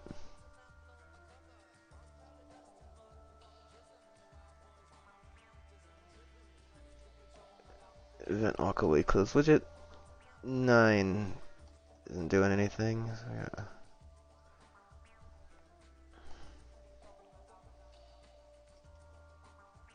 Walk away. Second question wrong. Probably should be the same as, well, maybe it's another one. Walk away 12, 13. This is what happens if you walk away from the quest, is you're basically declining it. Close conversation widget. It's doing this again, or would do that again. That might be why. It must be hitting a loop there. Maybe 9 is fine. This is probably...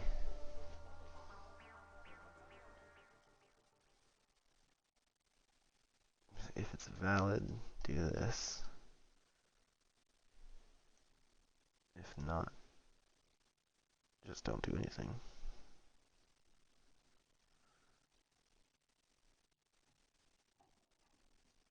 Another is valid here.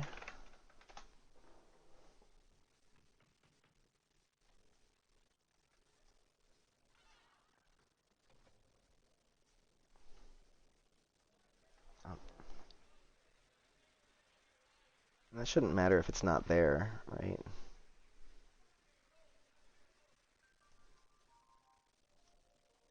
This is dynamic quest, so you use this player blueprint. No, I didn't do anything like that. This is all like just the functionality is something that I was just kind of hacking away at to see how do I want to do this, is this possible, etc. So it might be something I turn into. The truth is I don't really like the idea of it being form-fed like that. I kind of like the idea of each quest as its own weird way of working with dialogue or with interactables, you know. And I'll make some reusable blueprints. Like I reuse the shape of it. I'm getting master dialogue, like you saw. That's giving me basically buttons and the look of it for a dialogue window, so I can start plugging away at it. And it has the events in it, and you can move it around with the mouse and all that. But then for the quest itself, I'm not really. And for example, this dialogue, it's just dialogue. This dialogue for her is involved in the quest, but it doesn't. It's basically checking, do you have the quest? Then if so, we're going to add the button here for that quest. If not, then we're just going to give normal bartender script. You know, so if you're just going to talk to this NPC and you don't have a quest associated. Slowly realize this is the quest UI. This isn't the actual quest system. Yeah, there is no quest system.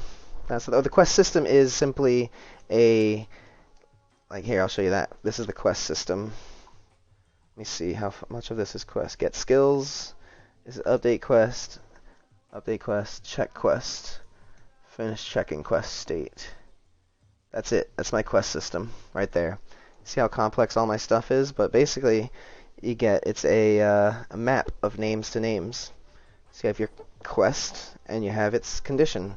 So standard definition for them is going to be whether it's started or not. or something like that. I forget if it's valid, if it's there or not. If it's not there, it's not going to be any golden grail above the NPC's head. If you have the quest, it's going to show that you should talk to this NPC because you have their quest. Or you might have basically any quest that you should have by walking up into the NPC no matter what, like that you haven't been given the quest, is basically going to be included already in your map as a default. So if I go to it, where is it anyway? Where is it stored? It's on the player state. So let me just go to player state real quick. I'll show you.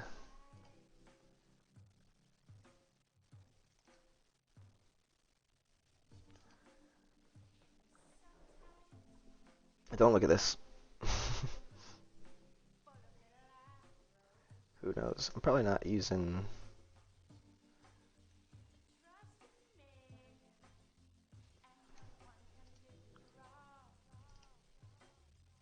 This just saves quest states to the save game. This just copies it when you're loading the game. This just copies it when you're saving it. It's all it is there, and it has default. You have a couple, and it's called active. Just to start with, just to have a couple default quests. Like that dude, the monk, starts with a grail because he has spawn as a quest. So any quest that you should start with will go here. This is your quest list. You see dead spaghettis. Yeah, this is all gonna get the hack, the chop.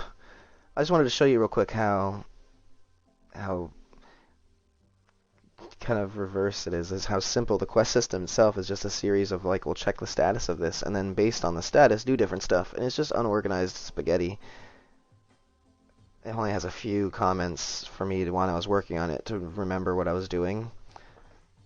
You know, so I could keep going and keep working. But then when I come through here at all, you know, because it's temporary. Sometimes I want to do a whole complete shuffle, and you don't want to like reorganize every 5 seconds when you're not 5 seconds. But you know what I mean?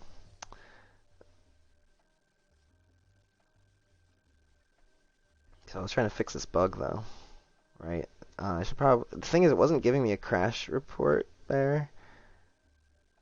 So let me just see.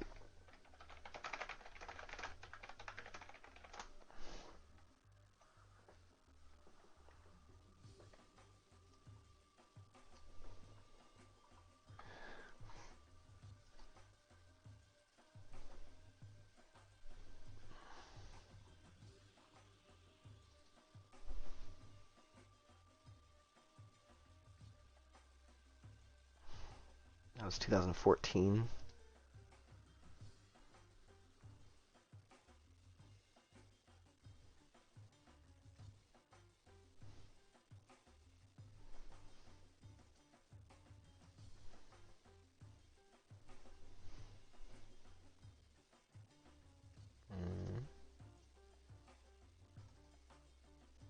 We're just gonna check like which program files under Epic Games Engine. Well, the version we have engine. I don't have a saved there.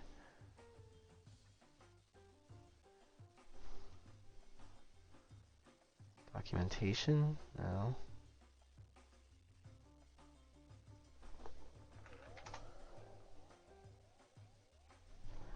I find something called log syncs, C++ file. No. I'm wondering if it's just going into a loop because of that.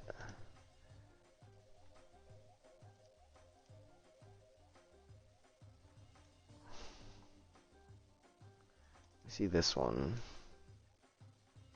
Since well, that's the thing. If we're already doing a close widget thing that brings us here in the first place, I don't need to do it again from this. Skip that. This is probably something more recently that I added and I hadn't tried it. Failed to save. I have the project open twice. How did that happen?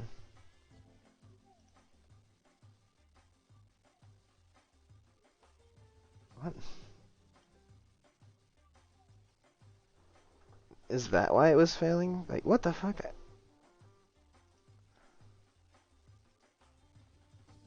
Why do I have so many copies of this open all of a sudden?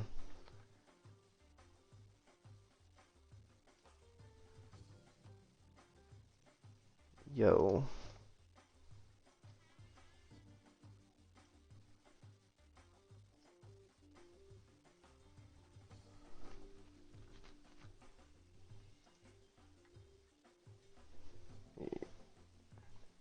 Yeah, that always happens, but I don't think that's why it crashed. That's just why it wasn't saving right now.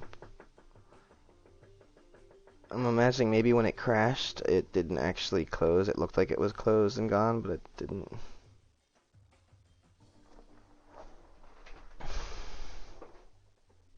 I don't think that's why the tutorial crashed. I think it crashed because of that infinite loop I just discovered. It definitely was off here. This was open here.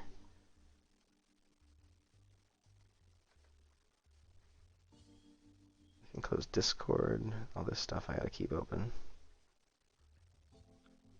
Close that.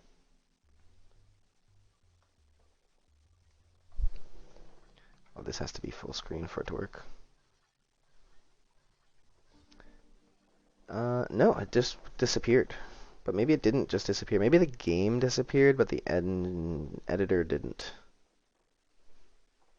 Right? Maybe the editor stayed open, but I didn't realize because I didn't Alt-Tab. And I just opened another version of it. Yeah, but I feel like this wasn't here. This is what this... I saw this guy open, which usually means that it closed. So I didn't even bother Alt-Tabbing, but yeah, it's this symbol I don't recall seeing. Maybe check the project file. Let me see if it's still crashing after this. I might have just fixed it anyway, you know, just bypassing that, because if you're already walking away, that's getting triggered right after the close widget anyway. It's getting the widget is closing in there, so I don't have to trigger it again. And it might be it was going in a loop, I think, because of that.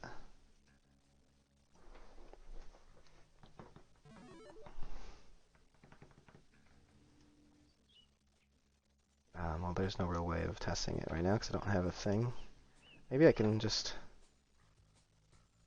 Alright, here we go. What if I don't want to? Yeah, no thanks. Haha!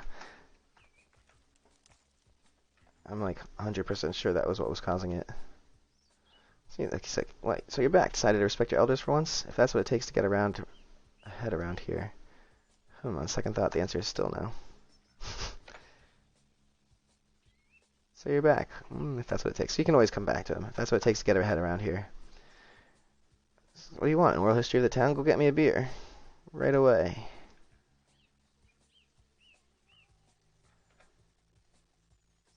What do you want?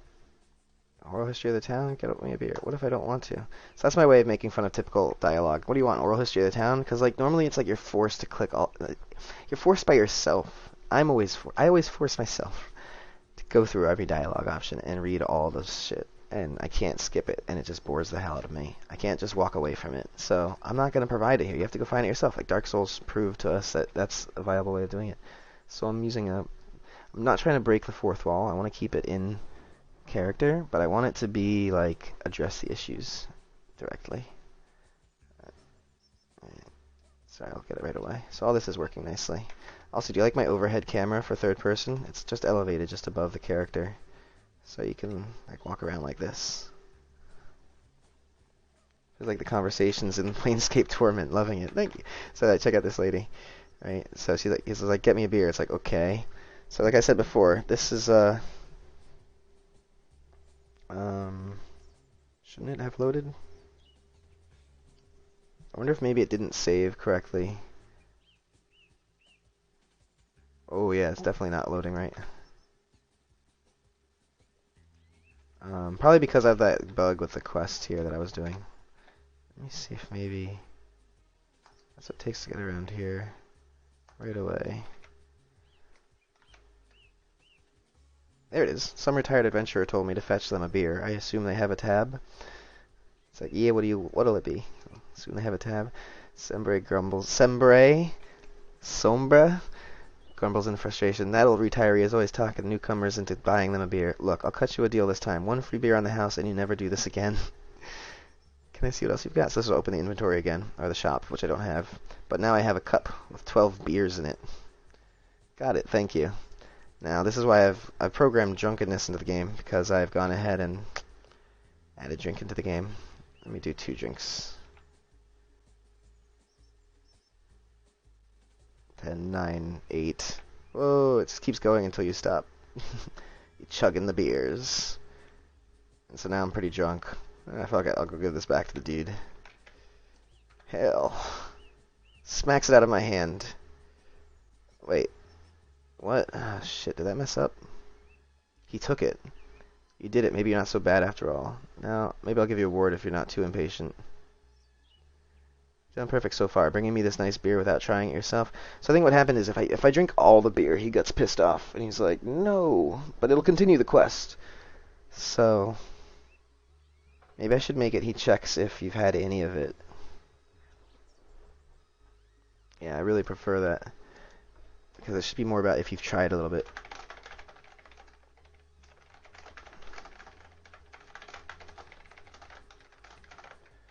Yeah. So it would have been he smacks it out of your hand and it falls on the ground. It's like, ah. So anyway, you've done perfect so far, bringing me this nice beer without trying it yourself. If you see something lying on the ground, it must be yours for the taking, am I right? Where's the fucker gone? Does he wander out already? Yeah, there he is. Get back in here. He's just wandering AI right now. I'm still drunk. Of course not. I'll be really goody two-shoes. Arturian claps sarcastically. See, he's doing the sarcastic clap. Clap, clap, clap.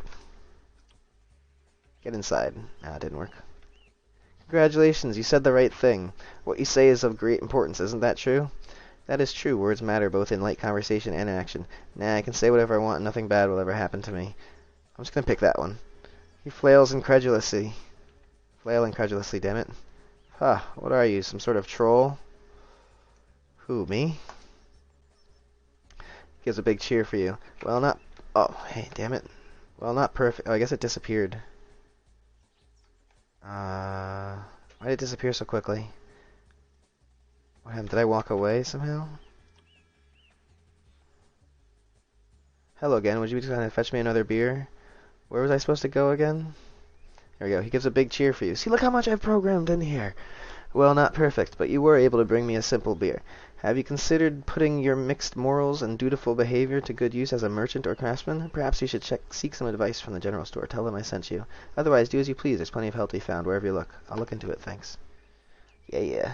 If you drunk more than a quarter, he notices over half and he gets mad. Yeah, that's a lot of options, though. Well, yeah, basically, he gives you a different suggestion based on the results of those three things. Whether you've had any of the beer, like whether you did the beer fetch correctly, per se, or then like whether how you respond to things are just right for the taking, right? And then how you respond to what you say is really important, right? And then he like gives you the response. And it like disappeared real quick the first time. But I've also programmed it in so that you come back to him after all that. You can just, hey, would you come and fetch me another beer? And you can just ignore him. Or you can just, always come back to him and be like, where was I supposed to go again? And he'll repeat that.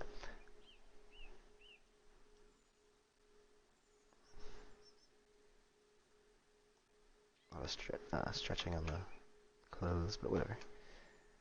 And so if you walk away, it closes. If you walk away at different parts of a quest, it does different stuff, as I showed you. Whether it would have any result. It's like the same as saying no, basically.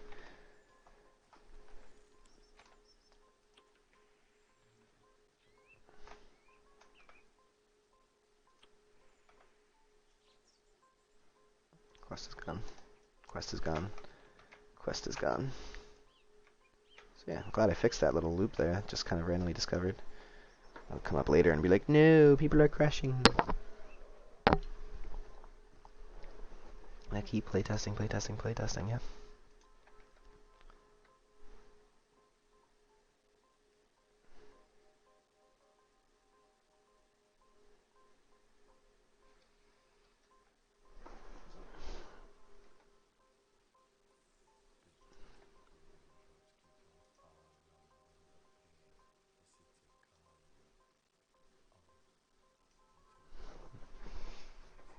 Didn't access that.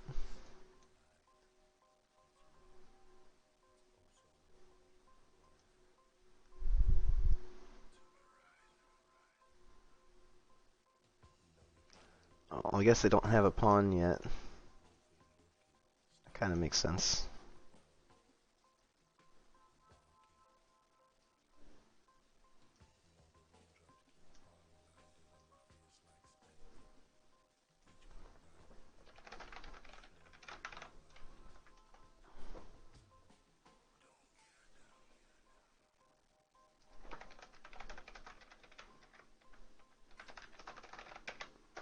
should have one anyway, actually, because of the free spirit.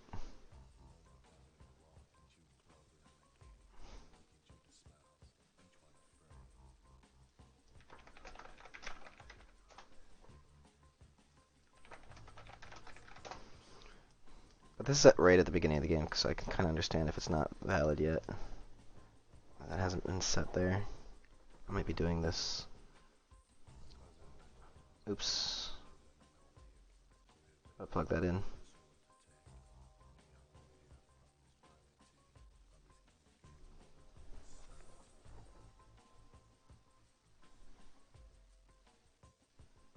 Long compile.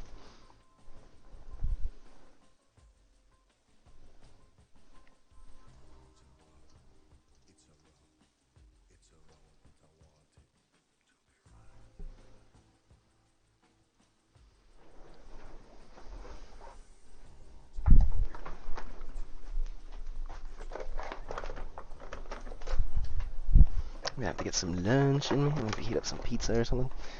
Do one of those things. Maybe right back a sec.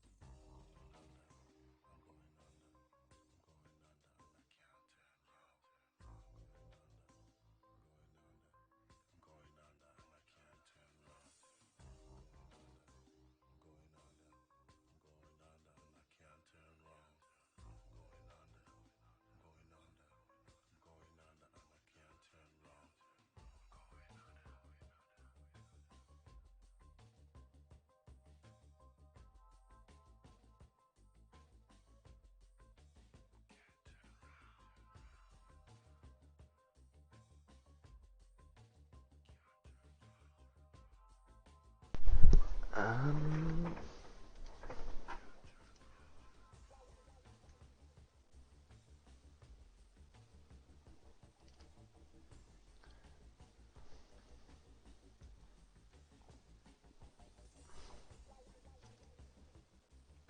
so continue cleaning this.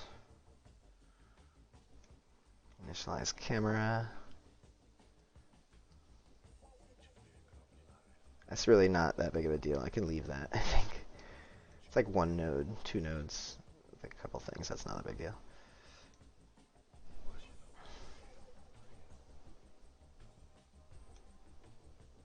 Oh, right, the spawn area statues. I was trying to show you how those work earlier before I got distracted with showing you the entire game and then bug testing it. See, I told you how I do that. Let's see. Do I want to repurpose those? That's where I'm hitting them.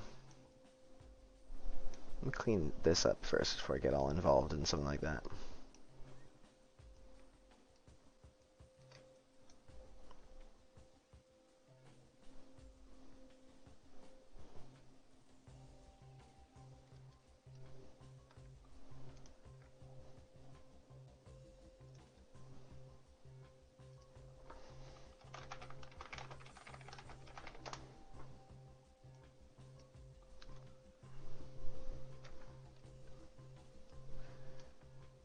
Interesting names.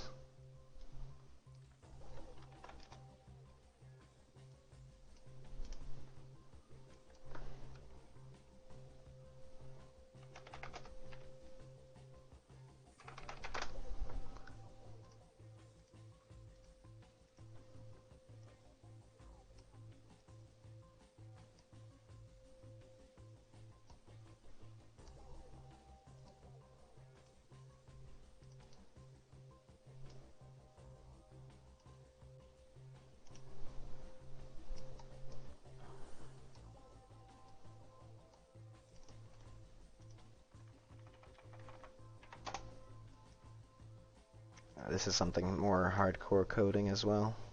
Like I did the other day with the wagon, just got me distracted for...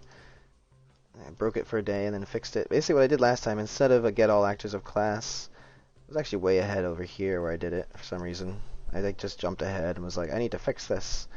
So here, instead of get all actors of class, I changed it to a map on the server, and basically whenever you spawn a cart, whenever the game mode spawns the NPCs, it would add it to that map instead of getting all actors of class.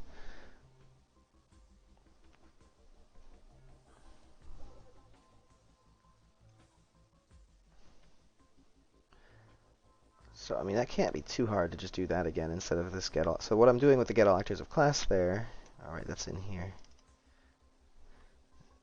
See what I mean about it getting a little bit weird? Things inside of things inside of things.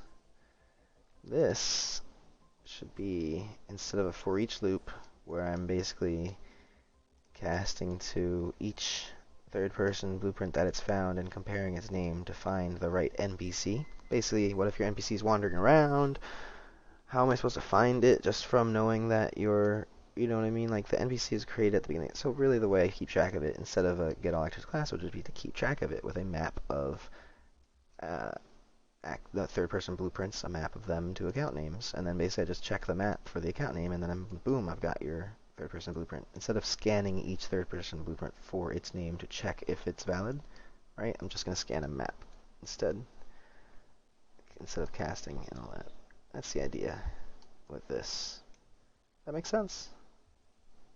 You're getting replacing pawns. Basically, I'm going to destroy the NPC and then respawn your character in that same spot with all the same stats and everything. Which theoretically, I could just say like, oh, possess this pawn instead. But hey, shh. This is more fun. But I should probably eat before doing something crazy like that. At least I know what this is. So then I'm save and destroy AI. Update save and NPC save. Destroy NPC hand actors. That can be thing here.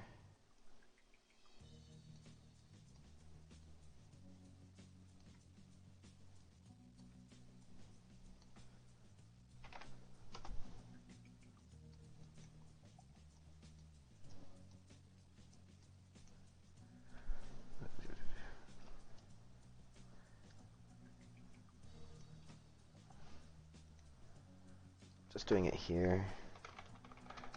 I have a destroy hand actors function that I use to destroy the currently possessed pawns hand actors. So for here, I'm not going to use it as a function or a macro. I'm just going to use that so that I can be like, I like that mouse over thing. There you go. Just be like, oh, it's just destroying each hand actor there.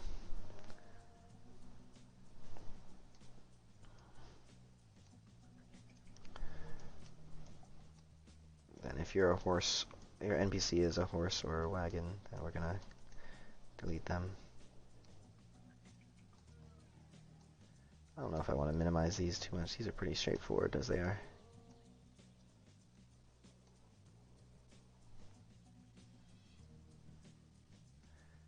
Go up here. I guess I can ignore that for now. Let's do load appearance. There's a couple of events here. Get sub race on the third person blueprint.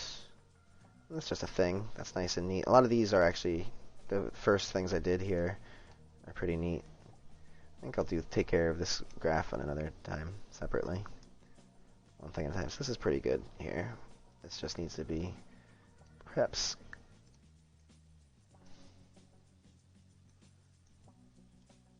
it could be a function, it could be a macro, it could be a collapsed graph. I'm only doing it this place here. I'm not trying to be loading appearances randomly all the time. I'll do a function just for the hell of it.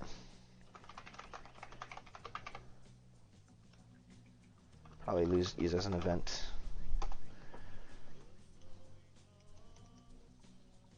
Make sure it works correctly. Yeah. I'm feeling this song.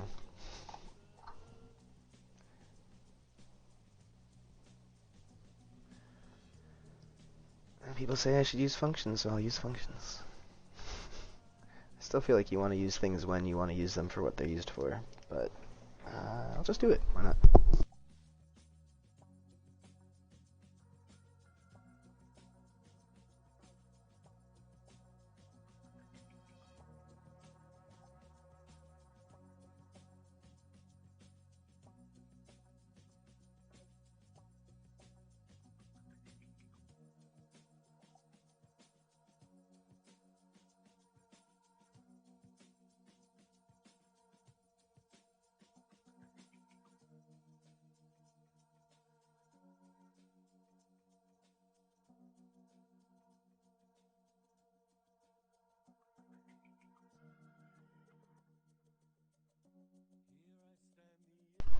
Our pizza's gonna be done in like a few minutes.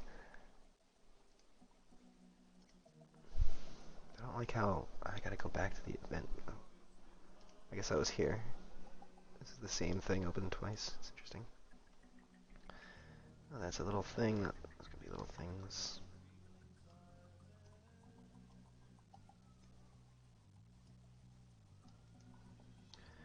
This could be a little thing. This is our own third-person blueprint again.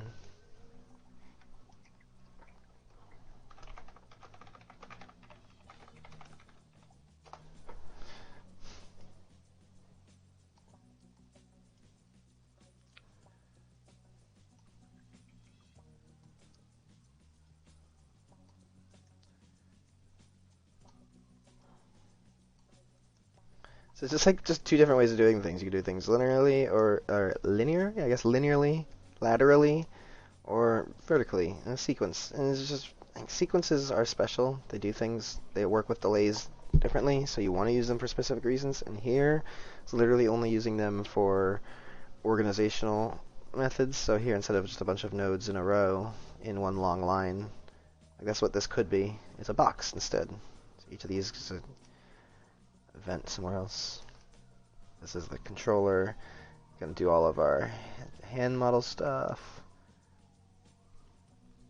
So I should clean this whole blueprint, I think, and I should continue doing it this way instead of getting distracted by the main map, which could be a very good idea to do as well, but they're all very good ideas to do. So just keep doing a specific method. So I guess that would be the next thing to do. Let's make sure that's the first event here on the appearance function. Set gender. Okay, here we go. This is on the controller.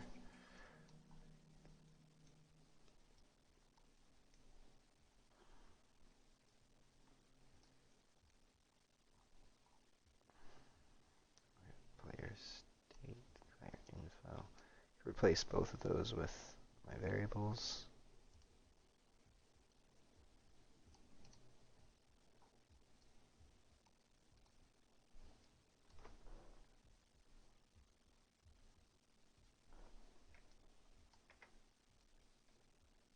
That's what you're talking about, setting variables at the beginning and then using them instead of casts. That's exactly what I'm doing there. He left. No, you're still there. That was you, right, Miyazaki? Still never replied about the whether you like the director or if that's your real name. Are you the director's son? Or daughter? Master Agent, who knows? Just trying to be gender neutral here. Speaking of gender, as I'm working on it, mind on the matters.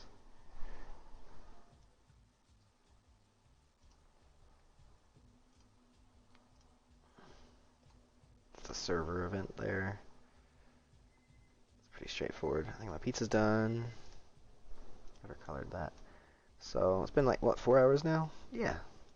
So I'm going to chill, go eat. I'll probably come back. Or I'll go play Lord of the Rings online. We'll see. Join me and join us on the Discord if you like playing games, making games, Unreal Engine, coding, C++, all that good stuff. Actually, I have a pretty thriving community. I'm really happy about it. It's like I have like my own chat room with like 100 people in it. 200? No, it's like 100. It's never gonna get that high up. Let me see. Come on, load. It'll get there one day. Pretty soon. Haha. Just type this out here again. So y'all can copy it in Twitch. And where is it? Am I just not seeing it? I feel like it's just not loading. Why won't you load, Discord? Are you down here? He's down here. Come to me, Discord. Are you? Oh, it's probably on my other monitor, but why couldn't? No. There it is. Alright, cool. I think someone was saying that this chat has... Sessifar was saying...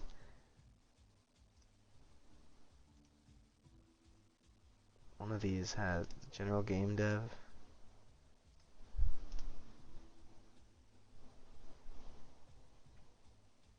He had like 1900 messages or something. He pinned the number.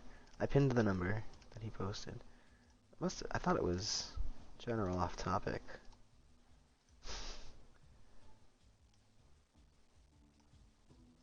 Maybe it was, no? It was here. No. It must have been other games, because... well, here's a few. Yeah, 19,000 messages in this server for other games. So if you like playing games, we're always talking about games in here. Might be the server, like the whole server, like TFL. I don't know. This is new. Oh. Wait, what?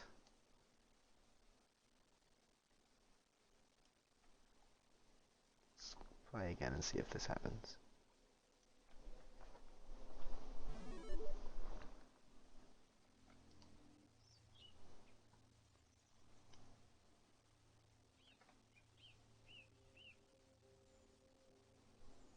Must be something wrong with an item.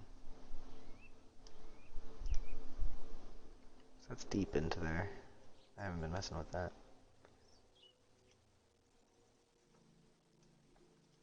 Okay. I'm gonna go eat, and I'll see you guys. I'll address this next time.